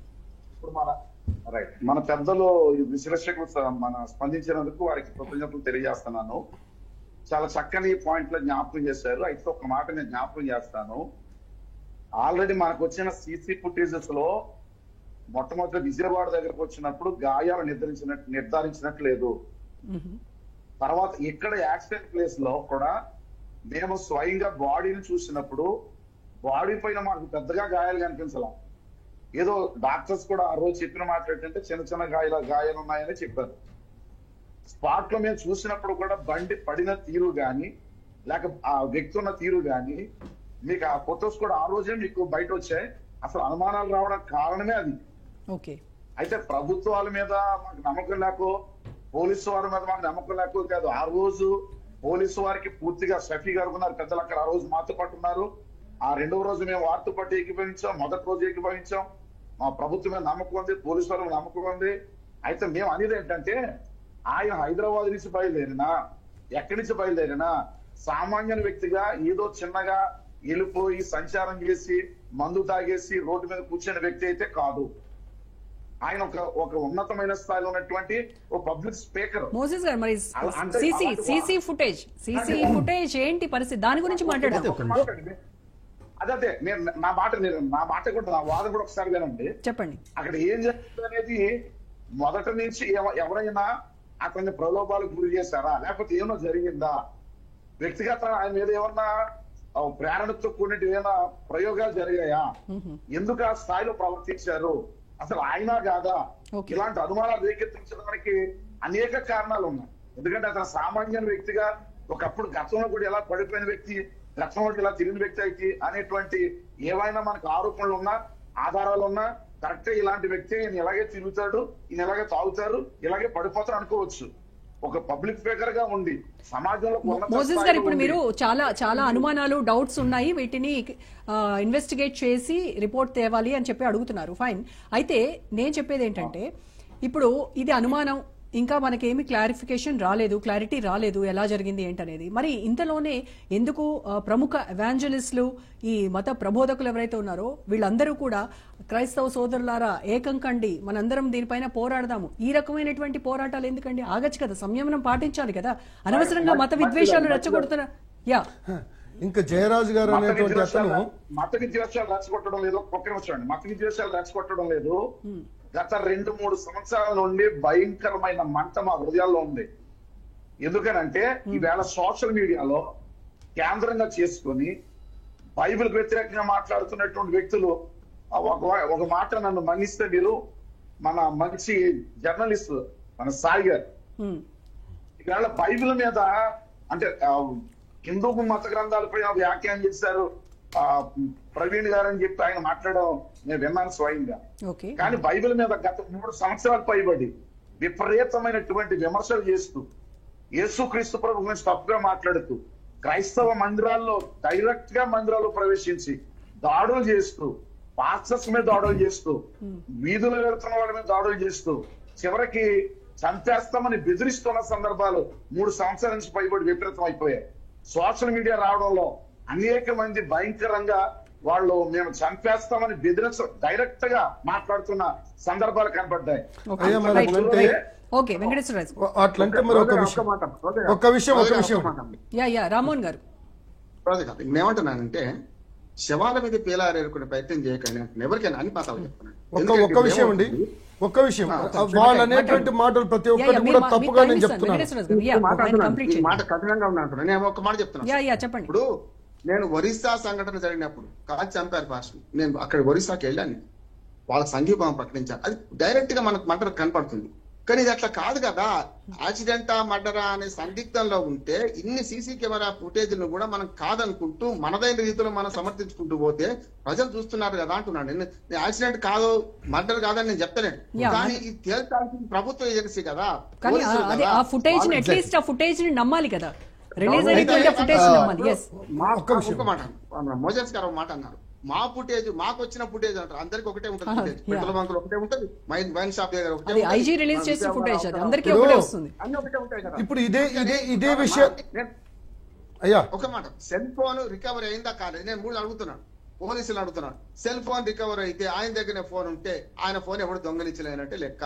ఆయన ఫోన్ నుంచే 2 ఫోన్ పే పోతే ఇప్పుడు నేను ఎవరెవరి ప్రైవేటు బతుకు వారి వారి సొంతం, పబ్లిక్ నిలబడితే ఏమైనా అంటాం, Tom Tom Tom Tom Tom Tom అన్నారు శ్రీశ్రీ గారు. నేనేమంటున్నాను, ఆయన వ్యక్తిగత విషయాలు నేను బోధపడుకోలేదు. ఆయన తాగుతారా లేదా, తాగితే తప్పు కూడా కాదంటున్నాను. ప్రైవేట్ వ్యక్తులు ఇంట్లో తాగి పడుకోవచ్చు, కానీ పబ్లిక్ వచ్చినప్పుడు యాక్సిడెంట్ కారణం తాగుడైందా లేకపోతే ఆయన అవసరంతోనే ఉన్నారా, మంచివాడే కావచ్చు తాగకపోవచ్చు, కానీ ఆ బాటిల్ ఏమైనాయి, తాడి చెట్టు ఎందుకు ఎక్కావరంటే దూడగడ్డి కోసం అనే సామెత చెప్తే సాధ్యం కాదు కదా, సమస్య కాదు కదా. ఆ 2 బాటిల్ ఖాళీ బాటిల్ కనపడా లేకుండా పడేశారా, లేకపోతే లేనట్టే కదా. ఇవన్నీ విడిచిపెట్టి ఇన్ని సందిగ్ధాల మధ్యన దీన్ని డైరెక్ట్ గా హత్య అని చెప్పుతూ కొన్ని సంఘాలు చేస్తున్న ప్రదర్శనలు కేవలం ఎన్డీఏ గవర్నమెంట్ బదనాం చేయడానికి రాజకీయంగా దీన్ని వాడుకొని శవాల మీద పేలాలనుకునే పరిస్థితి తప్ప కొట్టి కాదా. ఇప్పుడు ఈ విషయాన్ని ముందు పెట్టుకుని జయరాజ్ అనేటువంటి పాస్టరు ఇప్పుడు వారు చెప్పాలి, దీనికి సమాధానం చెప్పాలి. ముస్లిమ్స్ దగ్గరికి వెళ్ళి, పెద్దలు మౌల్వీల దగ్గరికి వెళ్ళి పాస్టర్స్ ఒక 5-10-15 మంది పాస్టర్స్ వెళ్ళి ఆ ముస్లిమ్స్ను అడుగుతున్నారు ఏమంటే ఇటువంటి హిందూ సంస్థలు హిందువులంతా కూడా మన మీద దాడులు చేస్తున్నారు, మనకు రక్షణ లేదు, మీరు మేము ఇద్దరం కలిసి వాళ్ళను ఏం చేయాలో అది చేయాలి, మీరు మాకు సహకరిస్తారా అని చెప్పేసి ఓపెన్ గా అడుగుతున్నటువంటి పరిస్థితి. ఇది పరిస్థితి పద్ధతేనా ఇది? మరి ఈ పద్ధతి పరిస్థితి ఇది కరెక్టేనా మీరు అన్నది? నెంబర్ 1. నెంబర్ 2 ఇంకొక విషయం కూడా, ఇవాళ చనిపోయినటువంటి విషయం అదంతా వేరు, వాళ్ళను ఉరిదీయాలి. ఏది ఆర్ఎస్ఎస్ వాళ్ళను హిందూ వాళ్ళను ఉరిదీసి వాళ్ళను పెట్టాలి, చేసింది వాళ్ళే అని చెప్పేసి ఎంతో మంది మీ పాస్టర్స్ నిలబడి ఉపన్యాసాలు ఇస్తున్నారు ఇప్పుడు కూడా. ఇంకొకటి ఇదే జాన్ పాల్, అతని పేరుంది కేఏ పాల్ ఏమన్నా అంటే 20 కోట్ల మంది మేము ఏది క్రైస్తవులము బయటకు వచ్చాము, ఇక చూసుకోండి మా పరిస్థితి అని చెప్పేసి ఆయన ఓపెన్ గా చెప్తున్నటువంటి పరిస్థితి. ఇవన్నీ కరెక్టేనా మరి?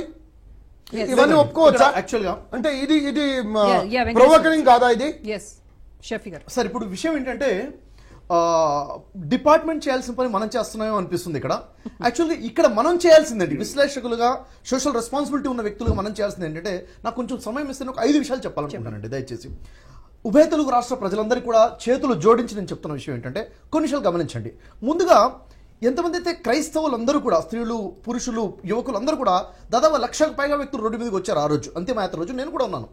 వాళ్ళందరినీ అప్రిషియేట్ చేస్తున్నాను. దేనికి? శాంతియుతంగా ల్యాండ్ అండ్ డిస్టర్బ్ చేయకుండా అంత బహిరంగంగా అంత ఎక్కువ మంది వచ్చినా కానీ ఉన్నప్పుడు అప్రిషియేట్ చేస్తున్నాను. అది మెయింటైన్ చేయాలి, మొదటి విషయం. రెండో విషయం నేను చెప్పాలనుకుంటుంది, ఎవరైతే ఇష్యూ అవ్వగానే వీళ్ళు చేస్తుంటారని పేర్లు చెప్పేశారో చాలా పెద్ద తప్పు చేశారు. ఎందుకంటే మాట అనేస్తాం, మాట సమాజంలోకి వెళ్ళిన తర్వాత పొల్యూట్ అవుతుంది.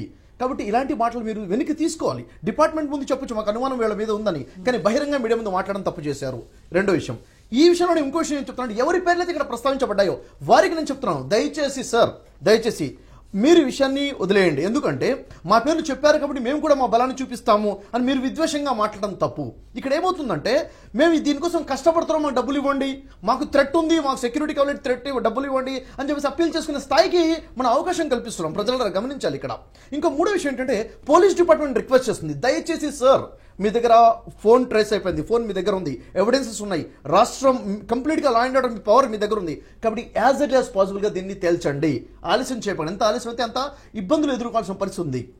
ఇంకో విషయం, ప్రభుత్వంలో ఉన్న వాళ్ళకి చెప్తాం, దయచేసి సార్ ప్రభుత్వం అంటే తండ్రి లాంటి వారు, ప్రజలందరూ ఎన్నుకున్నారు, మా రక్షణ మీ చేతుల్లో పెట్టాం, దయచేసి మీరు ప్రజలందరినీ ఒక దృష్టితో చూడండి తప్ప ఒక వర్గానికి ఒక మతానికి వచ్చే విధంగా ఈ సంభాషణలు ఏవైతే ప్రసంగాలు చేస్తున్నారో దయచేసి చేయడం మానేయండి. ప్రజలందరినీ ఒక దృష్టితో చూడండి. ఈ ఎమోషనల్ని భావోద్రేకాల రాజకీయాలు చేయబాకండి. డివైడ్ అండ్ రూల్ పాలసీ చేసేయండి. బ్రిటిష్ వాళ్ళని తరిమి కొట్టేశాము, మళ్ళీ డివైడ్ చేసే ప్రయత్నం దయచేసి చేయబాకండి సార్. ఎందుకంటే ప్రజల్ని కలిపేవాడు భరతమాత ముద్దు బిడ్డ అయితే ప్రజల్ని వెడగొట్టి లాభాన్ని పొందాలనుకున్నవాడు మాత్రం బ్రిటిష్ మత అక్రమ సంతానం నేను ఇక్కడ ప్రకటిస్తున్నాను. కాబట్టి ఇంకొక విషయం ఇక్కడ తెలియాల్సిన విషయం ఏంటంటే షఫీ గారు సార్ ఒక విషయం సార్, ఇక్కడ తల్లిదండ్రులందరూ వాళ్ళ మీద చేయడం తప్పు, అది కూడా తప్పే. నేను చెప్పేది ఒక విషయం షఫీ గారు, లాస్ట్ నేను విషయం చెప్పేస్తాను. ఇవాళ దేశ్ కే తుకడే తుకడే होंगे इंशाल्लाह అఫ్జల్ గురు హర్ ఘర్ ఘర్ మే పైదా హోగా ఇన్షియల్లా అవి మీరు ఖండిస్తారా లేదా? 100% ఖండిస్తున్నానండి. మరి చెప్పాలంటే ఒక విషయం ప్లీజ్, లక్ష్మణానంద సరస్వతి స్వామి వారిని అత్యంత దారుణంగా ఏది కంధమాల్ జిల్లాలో అతన్ని ఏది ఎక్కడికక్కడికి ముక్కలు నరికినప్పుడు ఏం చేసారు వీళ్ళంతా, తర్వాత కాళీ మహారాజును చంపినప్పుడు ఏం చేసారు వీళ్ళంతా, తర్వాత కన్నయ్య కుమార్ ను రాజస్థాన్ చెప్పినప్పుడు కన్నయ్య వీళ్ళందరూ ఏం చేశారు? ఇవాళ కనిపిస్తుందా వీళ్ళకంతా న్యాయం? ఈ రోజు మనం ఎక్కడ పోయింది ధర్మం, ఎక్కడ పోయింది న్యాయం, ఎక్కడ పోయింది చంపడాల్సిన విషయం ఏంటంటే చూడండి, చిలుకూరు బాలాజీ టెంపుల్ అర్చకుల మీద అటాక్ జరిగింది. నేను వెళ్ళాను, వ్యక్తిగతంగా వెళ్ళి పలకరించాను. హిందువుల మీద అటాక్ అయితే ఏ రాజకీయ నాయకుడు మాట్లాడారన్నారు, చీఫ్ మినిస్టర్స్ కాల్ చేసి మాట్లాడారు. నేనేమంటానంటే ఒక వ్యక్తి మీద అటాక్ అయినప్పుడు అది మతాన్ని చూడకుండా దయచేసి అటాక్ చేసింది ఎవరు అది గుర్తుంచుకోండి. అదే ఇంతకు ముందు ఆయన మీద అటాక్ చేసినప్పుడు ఎవరు రాలేదు, ఏ సీఎం రాలే, ఏ సీఎం మాట్లాడలేదు, దయచేసి ఆపోజిషన్ లో ఉన్నప్పుడు ఆయన మాట్లాడలేదు. మరి ఎందుకు రాలేదు అసలు? అప్పుడేమో అటాక్ కాదు, ఇప్పుడు అటాక్. ఇక్కడ ఏదైతే జరుగుతుందో దయచేసి సార్ ఇక్కడ సార్ ఒక జస్ట్ 1 minute అండి, just 1 minute please excuse me. ఇక్కడ ఇంత రాద్ధాంతం జరుగుతుంది ఎందుకంటే కేవలం మతం అండి కారణం. మతము ప్రజల మధ్య గోడలు కట్టుతుంది, మత విద్వేషాలు రేకెత్తుతుంది. ఈ మతాలు కాదండి మనకు కావాల్సింది మానవత్వము, ధర్మం మనకు బోధించేది మానవత్వం అండి. మోసెస్ గారు రోజు ఒక్క మాట జ్ఞాపకం చేశారు. మేము రోడ్డు మీదకి వచ్చేది కేవలం శాంతి ర్యాలీలు, చేసేది ప్రజాస్వామ్యం బాగుండాలి. అది హిందూ అయినా, ముస్లిం అయినా, బుద్ధిస్ట్ అయినా, క్రైస్ట్ అయినా, ఏ మతస్థుడైనా. సార్ మీరంతా ఎటుపోయింది సార్? ఫ్లాగ్ చూపెట్టి ఈ గుడ్డ ముక్కగా మనం దండం పెట్టేది, ఈ గుడ్డ ముక్కగా మనం అది చేసినప్పుడు మీరు ఎటుపోయారు సార్? గుడ్డ ముక్క ఫ్లాగ్ ను, ఒక దేశ చిహ్నాన్ని గుడ్డ ముక్కను చేసినప్పుడు మీరు ఎటుపోయారు సార్? తర్వాత ఇంకో విషయం, అందరూ ఖండించాము. ఎక్కడ ఖండించారు సార్? ఎవరు వచ్చారు సార్? వానికి ఏది శిక్ష? ఏదో ఎవరో ఒకరు మాట్లాడినందుకు దేశానికి, రాష్ట్రానికి ముడిపెట్టొద్దు. పాస్టర్సే సార్, వాళ్ళు కూడా పాస్టర్సే. వాళ్ళు అందరూ బ్రహ్మాండంగా లక్షల మంది, వేల మంది ముందట మాకు సపరేట్ దేశం కావాలి, ముస్లింస్ కు పాకిస్తాన్ ఇచ్చిండు, బంగ్లాదేశ్ ఇచ్చిండు, మాకు వేరే దేశం కావాలన్నప్పుడు మీరు ఎటుపోయారు సార్? ఒకసారి మాట్లాడేవ్వండి ప్లీజ్. అరే దీనికి సమాధానం చెప్పండి ప్లీజ్. ఇప్పుడు కూడా మీరు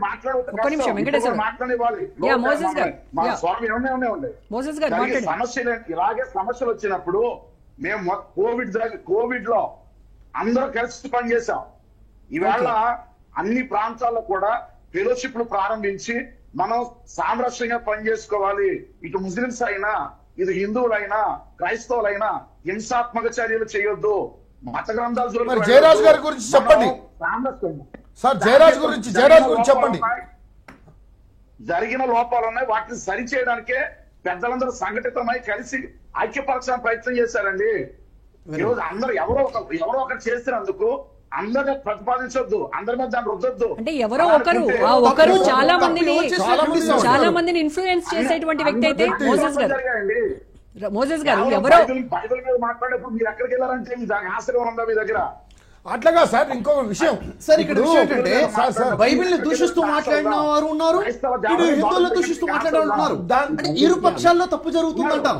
ఇక్కడ డిస్కషన్ జరిగేటప్పుడు పక్షాలు జరిగినప్పుడు అవతలి పక్షం జరిగినప్పుడు ఏం చేస్తున్నారు, యువతల పక్షం జరిగినప్పుడు ఏం చేస్తున్నారు అనేది తేడా చూడాలి సార్. కాబట్టి మాట్లాడడం అరికట్టాలి. మోసెస్ గారు మీరు ఇందాక ఒక్క నిమిషం, మోసెస్ గారు అందరికీ ఆపాదించొద్దు, ఎవరో ఒకళ్ళు మాట్లాడిన దానికి అని అన్నారు కదా. మరి ఆ ఒక్క వ్యక్తి కొన్ని లక్షల మందిని ఇన్ఫ్లుయెన్స్ చేసేటువంటి వ్యక్తి అయితే ఇప్పుడు అదే కదా ఇక్కడ ప్రాబ్లం. క్షమాపణ కూడా చెప్పారు, క్షమాపణ కూడా చెప్పారమ్మా. ఎక్కడ ఎవరు చెప్పారండి? ఎవరు? ఒకవేళ ఎవరైనా క్షమాపణ చెప్పిన సందర్భాలు కూడా ఉన్నాయి. ఇప్పుడు పర్టికులర్ ప్రవీణ్ ఇన్సిడెంట్ లో రెచ్చగొట్టినటువంటి ఎవాంజలిస్టులు ఎవరు సారీ చెప్పారు? అన్ని రెచ్చగొట్టేటువంటి స్పీచెస్, రెచ్చగొట్టేటువంటి సోషల్ మీడియా వేదికగా మాట్లాడినటువంటి మాటలు మనం చూసాం కదా. ఉపన్యాసాలు ఇస్తున్నారు. ఇవాళ కూడా విజయవాడ ఇచ్చారు. వీడియో చేసి పంపుతున్నారు. పర్సనల్ వీడియోస్ చేసి పంపిస్తున్నారు. ఇరు వర్గాల్లో ఉన్నారండి. మళ్ళీ అట్లా ఇరు వర్గాలు పెట్టకండి. ఒక నిమిషం ఇరు వర్గాలు దయచేసి ఇరు వర్గాలు. ఉదాహరణకి భరతమాత గురించి మాట్లాడిన విజయ్ కుమార్ గారు తన సారీ చెప్పాడు. భరతమాత గురించి మాట్లాడినటువంటి నేను పర్టికులర్ ప్రవీణ్ ఇన్సిడెంట్ గురించి మాట్లాడుతున్నాను. మోసెస్ గారు అడిగారు. జయరాజ్ గురించి చెప్పండి. సుధాకర్ గురించి, జయరాజ్ గురించి జయరాజ్ ఏమన్నారంటే జయరాజ్ మాట్లాడారు, కేఏ పాల్ మాట్లాడారు, కల్వర్ సతీష్ మాట్లాడారు, అజయ్ మాట్లాడాడు, అజయ్ కూడా మాట్లాడాడు. మీరు ఒకసారి వినాలి. వీళ్ళందరూ పాస్టర్సే సార్, వీళ్ళందరూ పాస్టర్సే. ఆ రోజు పోలీసు వారికి పూర్తిగా మేము సహకరించి లాస్ట్ అండ్ ఫైనల్ గా కేఏ పాల్ గారు వచ్చినప్పుడు మీరు వీడియోలు కూడా చూడొచ్చు. కేఏ పాల్ గారిని మేము అడ్డుకున్నాం. ఇప్పుడు ఈ మాటలు మాట్లాడుతాను అడ్డుకున్నాం. అక్కడ పెద్దలు కూడా రోజా గారు తొందర ఇప్పుడు సఫీ గారు అన్నట్టు వారు అన్నట్టు అట్లా కాదండి. ఇప్పుడు అది ఒక సున్నితమైనటువంటి విషయం. అది అంత తొందరగా ఓపెన్ చేయడానికి లేదు. ఒక విషయం. రెండో విషయం కూడా ఇవాళ ఐజీ మాట్లాడిండు. ఏమని మాట్లాడిండు తెలుసా అండి? మేము 370కి పైగా మేము హైదరాబాద్ నుంచి మొదలు పెడితే విజయవాడ వరకు, మళ్ళీ విజయవాడ నుంచి మొదలు పెడితే మళ్ళీ ఇక్కడికి వచ్చేటువంటి ఏది ఎక్కడైతే యాక్సిడెంట్ అయిందో అక్కడి వరకు మేము మొత్తం వీడియోస్ మొత్తం తీసి దగ్గర పెట్టుకున్నాం. నెంబర్ 1. నెంబర్ 2, ఆయన విజయవాడలో ఉన్నటువంటి 4.5 గంటలు ఎక్కడున్నాడు, ఏం చేశాడు, ఎవరితో మాట్లాడాడు, ఏం జరిగింది అక్కడ అనేటువంటి దానికి మేము 6 నేసి మేము అక్కడ పంపించాం. మేము ఇవన్నీ చూస్తున్నాం. అంత ఈజీగా మేము చెప్పం. ఎందుకంటే తొందరపడితే ఏదైనా మా ద్వారా తప్పు జరిగితే అది సమాజానికి తప్పు జరిగినట్టే. కాబట్టి మేము దాన్ని ఆచి తూచి చేయాల్సినటువంటి అవసరం ఉంది. ఎవిడెన్సెస్ మొత్తం చూసిన తర్వాత మేము చెప్పాల్సినటువంటి అవసరం ఉంది. మా మీద బాధ్యత ఉంది. రోజు తప్పించి రోజు సీఎం గారు మాతో మాట్లాడుతున్నారు, డిప్యూటీ సీఎం గారు మాతో మాట్లాడుతున్నారు, హోమ్ మినిస్టర్ గారు మాతో మాట్లాడుతున్నారని ఓపెన్ గా he has given the statement. అరే ఇప్పుడు ఒక విషయం చెప్తున్నాను. అరే ఇంత దౌర్భాగ్యమా? ఒక పాస్టర్ చనిపోయాడు, విషయం చెప్తున్నాను. హీ మేబీ ఏమన్నా కానివ్వండి. అదే ఎంతో మంది చచ్చిపోతున్నారు అవతల. అంత లేదే మరి? హిందువులు చచ్చిపోతే ఒక విధంగా, ఇంత ఇతర మతస్థులు, ఇతర మైనారిటీస్ చనిపోతే ఇంకో తిరగదా? ఏమి వివక్షత? ఎవరు చూపెడుతున్నారు ఈ వివక్షత? ఎందుకు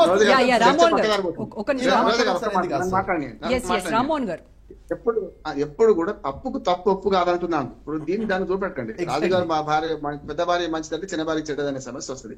తప్పుకు తప్పు ఒప్పు కాదు. అందుకని గురిజాడ పర్వ గారు ఏమన్నా చెప్పారు, మన మతములన్నీ మాసిపోవును, జ్ఞానం ఒక్కటే నిలిచి వెళ్తున్నాడు. జ్ఞానం పోతుంది, అజ్ఞానమే రాజ్యం వెళ్తుంది, అజ్ఞానమే రాజ్యం వెళ్తుంది. నిజం బయలుదేరలోగా, గడప దాటేలోగా అబద్ధం మొత్తం లోకాన్ని చుట్టూ వస్తుంది అన్నది మంచి ఉదాహరణ అంటున్నాను. ఈ విషయంలో నేనేమంటే ఏ క్రిస్టియన్ సంఘాలు కానీ హిందూ సంఘాలు కానీ దీని మీద రాద్ధాంతం చేయొద్దు అంటున్నాను నేను. దీనికి పోటీ పెట్టి అప్పుడు పూజారి హత్య ఎందుకైంది, ఇది ఎందుకైంది అంటే ఈ మొత్తం రావణ కష్టం జరుగుతుంది. ఇది కాకుండా ప్రభుత్వం చేయాల్సిన పని కూడా ఒక్కటేనా. మనం జనరల్ గా ఏనాటి నుంచో రాజధర్మం ఏంటిదంటే ప్రజల ధన మాన ప్రాణ రక్షణ చేయాలి. హాస్టల్ ప్రాణం విలువగలది కాదు, విలువదే, చాలా విలువైంది, ఒక ప్రాణం విలువైంది.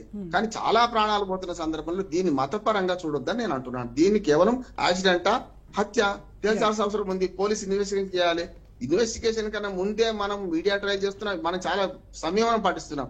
చాలా దుర్మార్గంగా సోషల్ మీడియా చూస్తుంటే చాలా దుర్మార్గంగా మాట్లాడుతున్నాం. అందుకని నేను కేఏ పాల్ గారిని మొట్టమొదటి రోజు అడ్డుకున్నాను. ఆయన ప్రయాణం చేస్తూ మాట్లాడారు, పోయిన తర్వాత మాట్లాడారు. 2 సార్లు అక్కడికి పోయినాక కూడా ఏదైనా మాట్లాడుతున్నారండి మీరు అన్నాను. ఇప్పుడు మీరు అన్న మిగతా వ్యక్తులందరూ మాట్లాడుతున్నారు కదా, ఎందుకు ఈ స్టేట్మెంట్స్ ఇస్తున్నారంట? బ్లాంకెట్ స్టేట్మెంట్స్ ఇవ్వద్దు అంటున్నాను. దీని మీద విచారణ జరగాలి, న్యాయం చేయాలి. అది చాలా ఒక్కటే ఆలస్యం అమృతం అన్నట్టు. చెప్పండి రోజు గారు, నేను అదే అన్నా కదా, ఇప్పుడు అదిగో పులేటి ఇదిగో తోక అరకండి అంటున్నాను.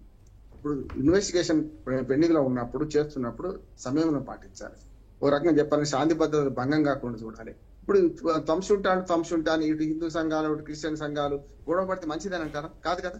శాంతి సామరస్యాలు వెలువరిస్తున్న క్రమంలో అదే చెప్తున్నాను నేను. ఇప్పుడు గతంలో ఎప్పుడైనా రాజధర్మం ఏంటంటే ప్రజల ధన మాన ప్రాణ రక్షణ చేయాలి, ఈ బేసిక్ థింగ్స్. కానీ అశోకుడు ఏం చేసిండు? అశోకుడు ఏం చెప్పుకుంటాం మనం, అదనంగా కొన్ని పనులు చేసిండు. చెట్టు నాటించను, బావులు తవ్వించను, సత్రములు కట్టించను, ఇది మౌలిక వసతులు కల్పించను. ఇవి ఇప్పుడు ఇవాళ రాజధర్మం ఇవాళ చేరింది, ఇవన్నీ చేరినాయి. కానీ బేసిక్ గా అయితే ప్రాణాన్ని రక్షించాల్సిన అవసరం ఉంది. కానీ పోతుంటే ఎంతమంది పోతున్నారు, ఎంతమంది అంటే ప్రతిదానికి రక్షణ ఇవ్వలేరుగా ప్రభుత్వం. ఇంటికో పోలీసులు పెట్టినా హత్యలు ఆగుతాయా? కాదు కదా. ఆత్మహత్యలు ఆగుతాయి? ఆగావు కదా.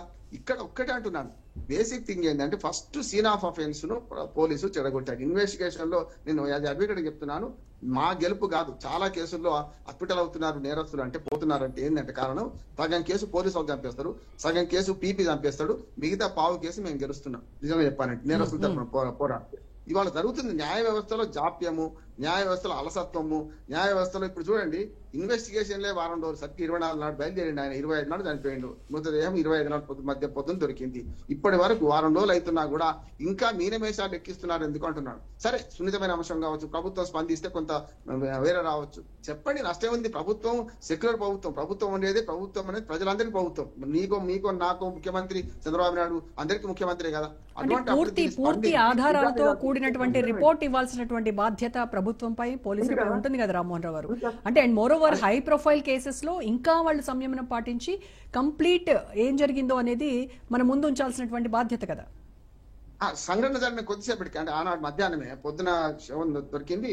మధ్యాహ్నం కలిసి చంద్రబాబు నాయుడు స్పందించాం, మేము దాన్ని అభినందించాం. చంద్రబాబు నాయుడు ఇన్వెస్టిగేషన్ చేయాలి, ఖచ్చితంగా తొందరగా చేయాల్సి అన్నాడు. ఎస్పీని పంపించుడు, మంత్రులు పంపించుడు, చేసిండు కదా. మన క్రిస్టియన్ సంఘాలు నిరసన వ్యక్తి చేయడం తప్పు అని నేను అంటలేదు. ప్రజాస్వామ్యంలో అది తప్పనిసరి అంటున్నాను. కానీ నేను నాస్తికుని కాదు, హేతువాది. కార్యాకారణ సంబంధం లేకుండా ఏ సంఘటన జరగదు.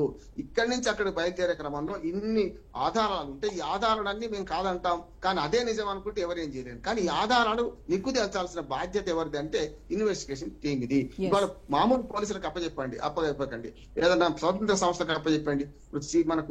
మనకు రాష్ట్ర ప్రభుత్వ సంస్థలు ఉన్నాయి, కాదు సిబిఐకి అప్పచెప్పదా, నష్టం ఉన్నది అంటున్నాను. సిబిఐకి అయితే బీజేపీ ప్రభుత్వం ఉంది కనుక అది వద్దు అంటారు. ఇక్కడ రాష్ట్రానికి అప్పే ఇండియా గవర్నమెంట్ అనుకోండి, మరి ఏ కోర్టు తేల్చాలి? ఎవరినో నమ్మాలి కదా. మనం అందరినీ నమ్మలేమంటే ఏం చేయలేం. కానీ ఏదో ఒక స్వతంత్ర వ్యవస్థ చేత దీన్ని పూర్తి ఇన్వెస్టిగేషన్ చేయాలి, ప్రభుత్వం నిగ్గు తేల్చాలి. ఇది హత్య లేకపోతే యాక్సిడెంటా తేల్చాల్సిన అవసరం ఉంది. రైట్ మోసెస్ గారు, ఇప్పుడు మోస్ట్ ఇన్ఫ్లుయెన్స్డ్ పర్సన్స్ వీళ్ళు ఈ విషయం పైన సంయమనం పాటించకుండా ఒక కంక్లూజన్కి వచ్చేసి విద్వేషాలు రెచ్చగొట్టడం మీ దృష్టిలో కరెక్టా కాదా? ఒకటండి, అప్పుడు ఆ రోజు సందర్భంలో అయితే మాత్రం ఖచ్చితంగా అందరూ చాలా అనుమానంగానే దాన్ని తీసుకోవడం జరిగింది. అయితే పోలీసు వారిని అనుకరించి మాత్రమే మేము పోలీసు వారికి మద్దతు తీసుకునే ఆ రోజు అక్కడ మా సిఐ గారు చాలా చక్కగా సహకరించారు, డిపార్ట్మెంట్ లో ఉన్న ప్రతి ఒక్కరు చాలా చక్కగా సహకరించారు. మేము చాలా ఆలోచనతో ముందుకెళ్ళాం. కానీ కాలం గడిచే కొద్ది ఏమైందంటే అనుమానం బలపడేటట్లుగా ఇప్పుడు మన ముందు విశ్లేషకులు కూడా మాట్లాడారు, వారు కూడా తెలియజేశారు ఇది ఏంటి హత్య యాక్సిడెంటా? యాక్సిడెంట్ అయితే ఈయన ఎవరైనా కొట్టేసుకున్నాడా, లేకపోతే ఈయన జారి పడిపోయారా, ఎవరైనా ఈయన కొట్టారా? ఇలా చాలా అనుమానాలు ఉన్నాయి. ఇవన్నీ అది క్లారిటీగా లేదు. ఇప్పుడు కూడా మీరు తెలియపరిచారు కదా, క్లారిటీగా లేదని విశ్లేషణ కూడా తెలియపరిచారు, షఫీ గారు తెలియపరిచారు, అక్కడున్న వక్త కూడా తెలియజేస్తున్నారు. అయితే మేం చేసే ర్యాలీలు ఎందుకనంటే ఇంతవరకు జరిగిపోయింది. ఇది సోషల్ మీడియాలో అసభ్యకరమైన మాటలు, మతపరమైన మాటలు చెలరేగాయి. దాని వలన శాంతి భద్రతలు కోల్పోయాయి. ఇప్పుడు ప్రస్తుతం ఎలా ఉందంటే మతం పేరట విద్వేషాలు రెచ్చగొడుతూ చివరికి చంపుకుంటూ ద్వేషించుకుంటూ ఒక గ్రామంలో ఉన్న వాళ్ళు కలిసి బ్రతుకున్న విడిపోయే స్థాయికి వచ్చాయి. మనం ఇలాగ శాంతియుతంగా అందరినీ కలపాలి, పెద్దలు సంఘటితం అవ్వాలి, ఇలాగ మనకి ఈ జరిగిన దాన్ని బయట పెట్టాలంటూనే కార్యాచరణ మనం ఏం చేద్దాం, అందరూ ఎలాగుండాలి, ఐక్యం ఉండాలని దాని మీద చర్చలు జరిపిస్తున్నాం. ఆల్రెడీ కలిసాం, పెద్దలతో మాట్లాడడం జరిగింది, పెద్దలతో ముందుకు వెళ్తున్నాం. దాన్ని చేయడం కొరకే నిరసనలు. ప్రభుత్వం నుండి సరైన అంటే ప్రభుత్వం ఇప్పుడు ఏదో ఒక పక్షంగా చేసింది అనుకోవడానికి ఒక మాట అంటే అది వెనక్కి తీసుకెళ్తే కాస్త ఇబ్బంది అవుతుంది. కానీ గత ప్రభుత్వంలో ఎక్కడో రథచక్రం కాలిపోతే క్రైస్తవులు చేశారన్న, ఎక్కడో ఏదో గుడి దగ్గర ఏదో జరిగితే అది క్రైస్తవులు చేశారన్నారు. ఇలాగున మత విద్వేషాలు రెచ్చగొడుతూ చేసే కార్యకలాపాలు అరికట్టాలంటే సోషల్ మీడియాలో జరుగుతున్నటువంటి మత రెచ్చగొట్టే మాటలను ముందు అరికట్టాలి. ఎస్ ఆ వ్యక్తులను అరెస్ట్ చేయాలి. క్రిస్టియన్ అయినా, అది ముస్లిం ఎవరైనా, అయినా, ఏ హిందూ అయినా, మతస్థుడైనా సరే. ఎవరైనా మతాన్ని పేరు పెట్టుకొని ద్వేషాన్ని రెచ్చగొట్టే వాళ్ళని ముందు అరికడితే శాంతి భద్రతలు నెలకొనడానికి కారణం అవుతుంది. రైట్ అందుకొరకే మాకు నిరసన రాలేదు. రైట్ అండి. ఓకే అందుకొరకే షఫీ మేము గారు. సంఘటితం అవుతున్నాం. ఎస్ Yes, ఓకే ముజఫర్ బాబు గారు ఏదో మరొక చెప్పారు, మాట నేను ఏకీపిస్తానండి. చెప్పండి. మరొక మాట పెద్దలుగా మేము ఇది హత్య అని మేము డిక్లేర్ చేయలేదు, ఇది యాక్సిడెంట్ అని డిక్లేర్ చేయలేదు. ఏది మీరు చేయాలన్నా చేయకపోవచ్చు, మేము- కానీ చాలా మంది ఎవరు చేశారో కూడా ఒక చెప్పేస్తున్నారు. ఎవరు అదే ఎవరు చేసుంటారు అనేది సోషల్ కూడా మీడియాలో చెప్తున్నారు పేర్లతో జరుగుతున్న సహా. ప్రయత్నాలండి ఇవి. కొన్ని ఆధారాలు కూడా ఉన్నాయండి. వాళ్ళకి కొన్ని రకాల ఫోర్స్ రావడం, కొంతమంది చెప్పిన మాటలు వినడం, అక్కడ సందర్భాలు బట్టి మాట్లాడడం, అవన్నీ కూడా అరికట్టడం, రాగండాన్ని అరికట్టిన సందర్భాలు కూడా ఉన్నాయి. Okay. ఇది ప్రభుత్వం బాధ్యత, డిపార్ట్మెంట్ బాధ్యత, ఇలా చెయ్యాలి అని పెద్దలు సంఘటితమై నాయకులందరూ ఏకమై ఆ సోషల్ మీడియాలో ఎవరికాళ్ళు మాట్లాడకుండా ఆపడం జరుగుతుంది. ఇక ముందు కూడా ఆపుతాం, ఇక ముందు కూడా అలా ప్రయత్నం జరగకుండా ఆపుతాం. Very good. Right. Okay Shafi. అయితే ఇక్కడ ముఖ్యంగా చెప్పాలని ఒక 4 విషయాలండి, దయచేసి సమయం ఇవ్వండి. ఇక్కడ ప్రభుత్వమైన పోలీస్ డిపార్ట్మెంట్ ఇప్పుడు హై టెక్నాలజీ ఉన్న టైంలో ఇంత టైం పట్టకూడదు. ఎందుకంటే ఫాస్ట్ ట్రాక్ కోర్ట్స్ వచ్చాయి, ఫాస్ట్ ట్రాక్ ఇన్వెస్టిగేషన్ వచ్చింది. దీన్ని ఏదో లేట్ చేయకుండా తొందరగా రావాలి. ఎందుకంటే ఇప్పుడు వివేకానంద రెడ్డికి యొక్క అది గుండెల పోట అంటే ఇప్పుడు తేలే పరిస్థితి లేదు. ఎందుకు తిరుపతి రెడ్డి గురించి అంతా ధ్వజమెత్తారు, ఈరోజు ఎవరన్నా శిక్షించారా? లేకుండా పోయింది. ఇలా కాకుండా దయచేసి క్లారిటీగా ఇవ్వండి అని చెప్తాను. ఒకటి. రెండో విషయం ఏంటంటే రాష్ట్ర ప్రజలు, ఉభయ తెలుగు రాష్ట్ర ప్రజలందరికీ నేను చెప్పాలనుకున్న విషయం ఏంటంటే ఈ రోజు మత బోధకులు ఈ మతం ఆ మతం ఈ మతం చెప్పలే, ఏ మత బోధకుడైనా కానీ నేనే కరెక్ట్ మిగిలినవన్నీ తప్పు అని విద్వేష నూరు పూస్తున్నాడంటే జాగ్రత్త. మత విద్వేషాలు వద్దు, మధ్యలో గోడలు కట్టొద్దు, విభజించకూడదు. ఈరోజు చెప్తున్న అతిపెద్ద విషయం ఏంటంటే మత ఉన్మాదం అంటే తెలుసా? నా వర్గంలో ఉన్నవాడే స్వర్గంలోకి వెళ్తాడు, మోక్షాన్ని పొందుతాడు, నిత్యాన్ని పొందుతాడు, మిగిలిన వాళ్ళందరూ కూడా నరకంలోకి వెళ్తారు అన్నది పెద్ద ఉన్మాదము. ఇతర గ్రంథాలని కానీ ఇతర పెద్దల్ని కానీ దూషించడం మతోన్మాదం అండి. కాబట్టి ఇక్కడ నేను చెప్తున్నాను, ఈ మత బోధకులను జాగ్రత్తగా ఉండాలి. ప్రతి ఒక్కళ్ళు కూడా, హిందువులైనా క్రైస్తవులైనా ముస్లిమ్స్ అయినా కానీ. ఇక్కడ మనకు కావాల్సిన మతం కాదండి, మతం చంపుతుంది. ధర్మం మానవత్వాన్ని బోధిస్తుంది. ధర్మం గ్రంథాలలో ఉంది, గ్రంథాల్లో ఉంది బోధించకుండా సొంత బోధలు బోధిస్తున్నారు. క్లియర్ స్టేట్మెంట్ ఇస్తున్నాను. ఈరోజు పాస్టర్లు బోధించేది బైబిల్లో లేదండి. ఈరోజు మన పూజారులు బోధిస్తుంది వేదాలకు విరుద్ధం అండి. ఈరోజు ముస్లిం పండితులు బోధిస్తుంది ఖురానికి వ్యతిరేకం ఉంది. నేను ఛాలెంజ్ చేస్తున్న విషయం ఏంటంటే ఏం ఛాలెంజ్ చేస్తారు? నేను ఛాలెంజ్ చేసేది వేదాలు లేదని ఎవరంటున్నారు? మీరు నేను క్లియర్ గా చెప్తున్నారు. మీరు చెప్తాను. ఏ విధంగా సనాతన ధర్మం What is the base? What is the base? నేను రీసెర్చ్ చేశాను. Don't do that. సనాతన ధర్మము వేదాలు చెప్తుందంటే సర్వే జనం సుఖినో భవంతు అని చెప్తున్నారండి. సర్వ మానవులందరూ కూడా సుఖ సంతోషంతో ఉండాలి. అందరి గురించి చెప్పట్లేదు సార్, నేను అందరి గురించి చెప్పట్లేదు. మాక్సిమం పర్సెంటేజ్ పూజారులు చేసేది తప్పు అనేటువంటిది మీరు ఉపసంహరించుకోవాలి. 99% ఎవరైతే ఇప్పుడు ఎందుకంటే ప్రజలందరినీ కలిపి మాట్లాడాలి. మీకు అసలు పూజారితనం తెలుసా? మీకు ఏం మాట్లాడుతున్నారు మీరు? సార్ నేను చెప్పింది పూజారితనం అంటే ఏంటి? ఎన్ని రకాలు ఉంటాయి చెప్పు, తెలుసా మీకు? పూజారితనంలో ఎన్ని రకాలు ఉంటాయి? నేను చెప్తున్న విషయం మరి మీరు ఎందుకు తెలియదు? వైదిక ధర్మం పూజారి గురించి మాట్లాడినప్పుడు దాని విషయం భగవద్గీత మనం బోధిస్తుంది అనేక మంది మీకు ఒక గౌరవం ఉంది, మీకు ఒక గౌరవం ఉంది. మీరు ఎవరి గురించి అయినా మాట్లాడేటప్పుడు దాన్ని విమర్శించేటప్పుడు దాన్ని ఆమూలాగ్రంగా తెలియకపోతే మీరు విమర్శించొద్దు, అది తప్పది. పూజలు ఎన్ని రకాలు? పూజలు ఎన్ని రకాలు చెప్పండి. ఎక్కడ ఏం జరుగుతుందో మాట్లాడుతున్నాను. దయచేసి don't tell like that. You please దాన్ని ఉపసంహరించుకోండి. పూజారులు తప్పు చేస్తున్నారని ఉపసంహరించుకోలేదు. మతాన్ని బోధించేవారు ఎవరైనా కానీ గ్రంథం వేరు, మత బోధకులు వేరు. గ్రంథాలు వేదాలైనా ఉపనిషత్తులైనా భగవద్గీత అయినా బైబిల్ ధర్మం బోధిస్తుంది. నేను ఇంకో విషయం మత బోధకులు ఏం బోధిస్తున్నారంటే వారి నేను ఒక చిన్న ఉదాహరణ చెప్తాను. అన్ని మతాలు దయచేసి ఇది ఉపన్యాసం గ్రంథాలు అన్ని మతాలు ఒకటే అని చెప్పేసారు. నేను ఒక చిన్న ఉదాహరణ చెప్తా, ప్రేక్షకులందరికీ తెలవాల్సినటువంటి అవసరం ఉంది. దిస్ మేబీ దీనికి సంబంధించిందా కాదా అనేది వాడు మాట్లాడినట్టు నేను చెప్తున్నాను. ఇద్దరు బ్రదర్స్ వచ్చారు, తెలుసు, వారికి కూడా తెలుసు. ఎక్కడికి మన ఖైరతాబాదు పెద్ద గణేష్ ఉంటారు కదా, గణేష్ వచ్చి కౌసల్య సుప్రజా రామ పూర్వ సంధ్యా ప్రవర్తతే ఉత్తిష్ట నరశార్ధూల కర్తవ్యం దైవమాన్నికం ఉత్తుష్టోత్తిష్ట గోవింద గరుడధ్వజ ఉత్తిష్ట కమలా కాంత త్రైలోక్యం మంగళం అని ఇవన్నీ చదివారు. వేదం కూడా చదివారు. కొంచెం మొత్తం రాదులేండి, కొంచెం చదివి మీరంతా ఒకటే, ప్రజలంతా ఒకటే, మనమంతా ఒకటే, అందరము కలిసి ఉండాలి అన్నదమ్ముల్లాగా అని అన్నారు. ఎస్ అన్నారా? అన్న వారికి తర్వాత ఒక పెద్ద మనిషి తీసుకొచ్చిండు అనుకోండి, నేను ధన్మన్ పైకి వెళ్ళినా, పైకి వెళ్ళిన తర్వాత ఒక విషయం అన్నా, సరే మీరు అంతా కరెక్టే కదా, మరి మీకు హారతి ఇస్తున్నాం, హారతి ఇవ్వండి, తర్వాత మీకు తీర్థ ప్రసాదాలు ఇస్తాం, తీర్థం తీసుకోండి, ప్రసాదం తీసుకోండి, నమస్కారం పెట్టండి, కాళ్ళకు దండం పెట్టండి, వెళ్ళండి అన్న. అక్కడ ఒక నిమిషం ఉంటాను తోటి వెళ్ళిపోయాడు వెంటనే. ఈజ్ ఇట్ అది అది చెప్పడం కాదు, ఆచరించడం ముఖ్యం. నెంబర్ 1. నెంబర్ టూ ఏది వేదాలలో ఏది విగ్రహారాధనలు ఇవన్నీ అండ్ల వేదాలలో ఏముందో తెలియదు, ఏ దాంట్లో సూర్యులు ఏది ఉన్నదో తెలియదు. అవన్నీ చూసుకుంటూ అవన్నీ తప్పులు చెప్పుకుంటూ ప్రజలను మోసం చేస్తే తెలిసినటువంటి వాళ్ళు పాపం వాళ్ళు ముందుకు రావడం లేదు ఇవాళ. నిజంగా చెప్తున్నాను, ఒకవేళ కనుక వాళ్ళు ముందుకు వస్తే ఇటువంటి అబద్ధాలన్నీ ముందుకు వస్తాయి. అందుకొరకే చాలా జాగ్రత్తగా మాట్లాడాలి. ఇంకొక మతం గురించి కానీ ఇంకొక మతం, ఇది మతమే కాదు, హిందూ మతమే కాదు, జీవన ధార. విషయం చెప్తున్నాను, no question, I will not accept it. మీరు అంగీకరించకపోతే మీరు చెప్పొద్దు. ఇంకో మాట, పూజలు చేసేది తప్పిందో చెప్పండి నాకు. నేను చెప్తున్నా ఒక విషయం, ఎన్ని విధాలు ఉంటాయి పూజారులలో? విషయం చెప్పింది. ఆగమం అంటే తెలుసా మీకు? వైఖానసం అంటే తెలుసా? పాంచరాత్రం అంటే తెలుసా మీకు? ఏం తెలుసు మీకు? పూజారుల గురించి మాట్లాడుతున్నారు. వాళ్ళు ఏమో వాడు ఒకటి మర్డర్ చేస్తే ఎవడు రాడు, ఎవరు దాని గురించి మాట్లాడు. ఇవాళ ఏదో పెద్ద ఇవాళ సీఎంలు, ఇవాళ డిప్యూటీ సీఎంలు, ఇన్వెస్టిగేషన్స్. ఓకే, ఒక ఒక ఒక నేను రక్షణ టీవీలో ఆయనతో నేను ఒక 20 డిబేట్స్ చేశాను నేను. ఎస్, నేను I will accept it. He is doing his అంటే వాళ్ళ యొక్క మతానికి ఆయన చేస్తున్నాడు, యాక్సెప్ట్ ఇట్. బట్ ఇతర మతస్థుల గురించి కానీ వాళ్ళ గురించి కానీ no question. Who are you to tell? No question. Number 1.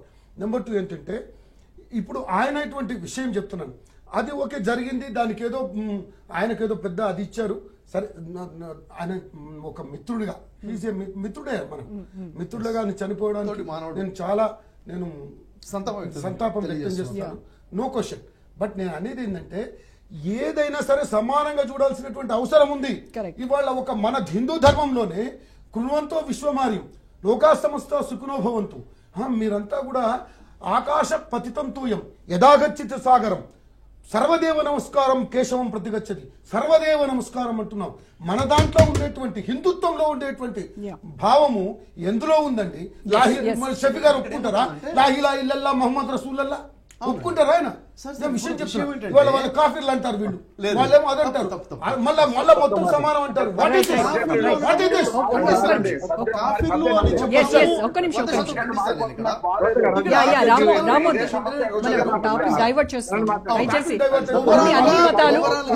అన్ని మతాలు సమానమే, పరమత సహనం అనేది చాలా ఇంపార్టెంట్. ఏ మతం? ఒక్క నిమిషం మోసెస్ గారు. That is what I told them. సామరస్యం కొరకు చెప్తానండి. కోవిడ్ లో చాలా మంది చనిపోయారు, హిందువులు చనిపోయారు, ముస్లింస్ చనిపోయారు, క్రిస్టియన్స్ చనిపోయారు. కానీ అందులో చనిపోయిన వాళ్ళని కనీసం సొంత వాళ్ళు కూడా ముట్టుకోకపోతే ముస్లిం సోదరులు వెళ్ళి దాన సంస్కారం చేయడం కానీ చెప్పకండి. మీరు లక్షలు చేస్తున్నారు, బంధాలు చేస్తున్నారు, వేలు చేస్తున్నారు. సుమిత్రాదీవులు కొట్టుకపోయినప్పుడు RSS VHP పోయి కొన్ని రోజులు తరబడి చేసిండు. 1977 చేసినప్పుడు కొన్ని లక్షల మంది, వేల మంది చేశారు. మేము దానికి సంబంధించి ముస్లింస్ గౌరవించాం, హిందువులను పిలిస్తే సత్కరించాం, మంచి కార్యక్రమం చేశారని. చాలా మంచిగా చేస్తే అలా కాకుండా మతపరంగా ఇప్పుడు షఫీ గారు చెప్పింది కూడా అందరూ అలా లేరండి. మత ఎక్కువ శాతం విమర్శించేటప్పుడు క్రిస్టియన్స్ పరంగా మీరు సిద్ధంగా ఉన్నాం, మేము అరికట్టడానికి సిద్ధంగా ఉన్నాం. హిందూ పరంగా మీరు సిద్ధం చేయండి, మీరు హిందూ పరంగా సిద్ధం చేయండి, ముస్లిం పరంగా వారు సిద్ధం చేస్తారు, సంఘటితం చేయడానికి ప్రయత్నం చేయండి. రైట్ అండి. నేనేమంటున్నానంటే చర్చలో వెలుగు పుట్టాలి కానీ వేడి పుట్టద్దు. ఇప్పుడు ఏమైంది, అసలు విషయం పోయి ఇప్పుడు 3 మతాల మధ్య గొడవ ఉంది. నేను అది కాదు సమస్య. ఏమంటున్నానంటే దేవులపల్లి కృష్ణ శాస్త్రి గారు ఎప్పుడో రాసిన చిన్న గీతం గుర్తొస్తుంది. మతం అన్నది నా కంటికి మసకైతే మతం వద్దు గీతం వద్దు మాయా మర్మం వద్దు అన్నారు. దాన్ని పాటిద్దాం. మనందరం మనుషులు, అందరి రక్తం ఒకటే. ఏ మతంలో మీరు అనేది కరెక్టే. అంటే ప్రాక్టికల్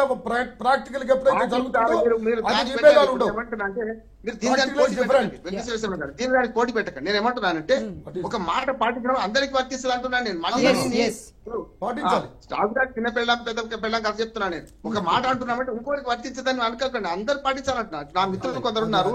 ఖాదర్ సాబ్ అని చనిపోయింది మొన్ననే. ఆయన గుడికి వచ్చి బొట్టు పెట్టుకునేవాడు, అల్లా అనిపోయేవాడు. ఉన్నారు అన్ని మతాల్లో మంచి చెడ్డు నేను కాదంటలేదు. మీరు ఎత్తి చూపెట్టడం వల్ల ఏమైందంటే త్వంశుంటా అనుకొని మతాల మధ్య చిచ్చు పెట్టకండి. నిజంగానే అరెస్ట్ చేయగలుచుకుంటే ఈ కేసులో డైరెక్ట్ బహిరంగంగా ప్రకటన చేసిన వాళ్ళు అరెస్ట్ చేయాలి. ఇక పేర్లు మీ అందరికి తెలుసు. వాళ్ళు అరెస్ట్ చేస్తే ఏం జరుగుతుంది తెలుసు కదా మీకు. ఒక కేసు, అసలు కేసు విడిచిపెట్టి ఇప్పుడు మొత్తం సంఘాలను ఒకటైతే. అందుకని చంద్రబాబు నాయుడు గారు కానీ ప్రభుత్వం కానీ సంయమనం పాటిస్తుంది. ఎక్కడో తెలంగాణ ఇక్కడ ఆయన అక్కడికి పోయి చచ్చిపోవడం వల్ల జరిగింది. అదే కనుక తెలంగాణలో చచ్చిపోతే రాజకీయం ఇంకో రకంగా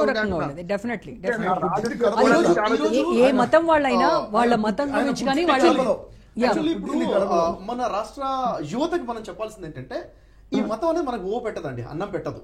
మీ చదువులేంటి, మీ కెరీర్ ఏంటి, మీ బిజినెస్ ఏంటి, మీరు ఎప్పుడైతే బాగుంటారో తల్లిదండ్రులు బాగా చూసుకోగలుగుతారు. అమ్మా పేరెంట్స్ నేను చెప్తున్నాను, ఈ మత రాజకీయాల వైపు అయినా కానీ మత చిచ్చుల వైపు కానీ పిల్లల్ని కాపాడుకోండి. ఎందుకంటే మీ పిల్లల భవిష్యత్తు మీ చేతిలో ఉంది. వాళ్ళని కంట్రోల్ చేయండి. ఎప్పుడు కూడా మనకు ధర్మం కావాలి. ధర్మం అంటే ఏంటండి? మానవత్వంతో బతకడమే ధర్మం. అహంకారం లేకుండా ఉండడమే ధర్మం. నీతి నిజాయితీతో ఉండడమే ధర్మం. ఈ ధర్మాన్ని వదిలిపెట్టి మతంలోకి వెళ్ళిపోతే నా మతమే కరెక్ట్, నా వర్గమే కరెక్ట్, మిగిలిన వాళ్ళందరూ తప్పు అంటారు. ఇక్కడ నేను ఇచ్చే స్టేట్మెంట్ ఏంటంటే వర్గాన్ని బట్టి స్వర్గం ఉందని ఇవ్వడం చెప్తే అది తప్పు. కేవలం క్యారెక్టర్ని బట్టి మానవత్వాన్ని బట్టే స్వర్గము మోక్షం ఉంటుంది. నేను ఛాలెంజ్ చేస్తున్నాను. ఎవరైనా నా వర్గంలోనే స్వర్గం ఉందని చెప్తే ప్రూవ్ చేయండి, నేను మాట్లాడే సిద్ధంగా ఉన్నాను. వీళ్ళందరూ బ్లఫ్ చేస్తున్నారు వాళ్ళని. ఈ నాయకులు, మత బోధకులు, ఏ మతస్థులైనా కానీ అధిక శాతం వారు, నేను చెప్తున్నాను సార్, అధిక శాతం అన్నారు, అధిక శాతం వారు మరి బ్లఫ్ చేస్తున్నారు. ఏమన్నారు? మనం అంటే దేవుడు అంటే భయం భక్తుంది. ఆ భయాన్ని చూపించేసి ఇదే కరెక్ట్, నువ్వు ఇక్కడే ఉండాలని చెప్తున్నారు. దయచేసి ఇది కాదండి. మన ధర్మం కావాలి, మానవత్వంతో బతకండి. మానవ సేవయ్య మాధవ సేవ అన్నారు. అంటే తోటి మానవుని సేవ చేయకపోతే ఆ దేవుడికి సేవ చేసినట్లు కాదు. కాబట్టి మానవుని హింసిస్తే దేవుడు కూడా సంతోషంగా ఉండడు. అన్ని ధార్మిక గ్రంథాలు ఇవే చెప్తున్నాయి. మతాలు వేరండి. మళ్ళీ చెప్తున్నాను, మతం వేరు, ధర్మం వేరు. మతాలు అడ్డుగోడలు కడుతుంది, మతం చిచ్చు పెడుతుంది, ధర్మం మానవత్వాన్ని బోధిస్తుంది. కాబట్టి ధర్మంగా బతుకుతాము, మన నీతి నిజాయితీతో బతుకుతాం. షఫీ గారు, నేను ఈ యొక్క నిజంగా రాజ్ న్యూస్ తరఫు నుంచి నేను షఫీ గారికి చెప్తాను, నిజంగా చాలా సంతోషం. ఇవాళ రేపు శనివారం నాడు వెంకటేశ్వర స్వామిని, ఆదివారం నాడు యేసును, సోమవారం నాడు అల్లాను డెఫినెట్ గా వారు పూజిస్తారు. నేను చెప్పాలనుకుంది మీకు అర్థం అవుతుంది. మళ్ళీ మతాలే తీసుకొస్తున్నారు. మతాలు వదిలిపెట్టండి, ధర్మాన్ని తీసుకోండి. అరే అందరూ మతాలని సమానం కాదండి. ఒక్కొక్క మతం ఒకటి బోధిస్తుంది. మతాలు మతమే కాదు. నేను అదే అన్నాను, సనాతన ధర్మాన్ని గౌరవిస్తాను. ఒక మాట చెప్తాను. నేనేమంటున్నానంటే మతాల ఇప్పుడు ఒకే మతం ఉన్నా కూడా శాఖలు వేరే. గతంలో శైవ వైశ్యం కొట్టుకున్నారు కదా, కానీ ఆనాడు అంతకంటే ముందు చార్వాకులు, లోకాయుతులు కూడా ఉన్నారు ఈ దేశంలో. వాళ్ళందరితో సామరస్యం పాటించారు. వాళ్ళ మాట కూడా విన్నారు హిందూ సమాజం. నేనేమంటున్నాను, అందుకని నేను ఏమంటున్నా, ఈ చర్చను ఇక్కడ వరకు చూడండి. మతాల మధ్య గొడవ చూడండి. అది తేలక ముందే మన జడ్జిమెంట్ లో వద్దని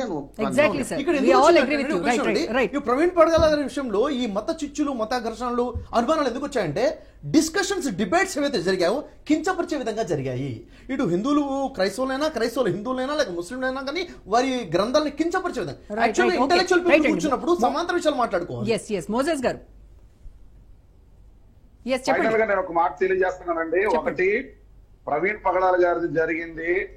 మేము మాకున్న స్వేచ్ఛను బట్టి, హక్కును బట్టి అది హత్య, యాక్సిడెంటా, ఏం జరిగింది అనేది ప్రభుత్వ వారిని మేము మామూలు అడుగుతున్నాం.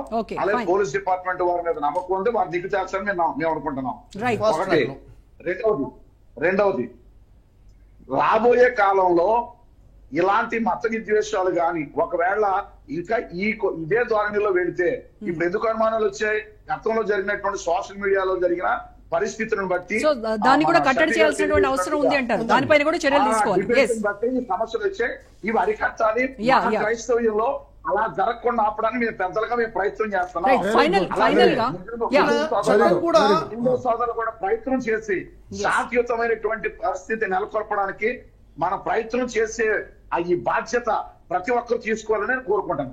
ఎస్ అండ్ మోర్ ఓవర్ ఈ ప్రవీణ్ మరణం విషయంలో అది హత్య లేకపోతే యాక్సిడెంట్ అనేది ఆ ఫైనల్ రిపోర్ట్ వచ్చేంత వరకు కూడా క్రైస్తవ సంఘాలు వీళ్ళందరూ కూడా సంయమనం పాటించాలి. దయచేసి ఎలాంటి మత విద్వేషాలు రెచ్చగొట్టకూడదు. ఇది మేము రాజ్ న్యూస్ వేదికగా మీ అందరికీ తెలియజేస్తున్నాం. Thank you so much Moses Babu గారు, రామ్మోహన్ రావు గారు, షఫీ గారు, వెంకటేశ్వర రాజు గారు. Thank you so much. ఇది వాళ్ళ special debate. Stay tune to Raj news.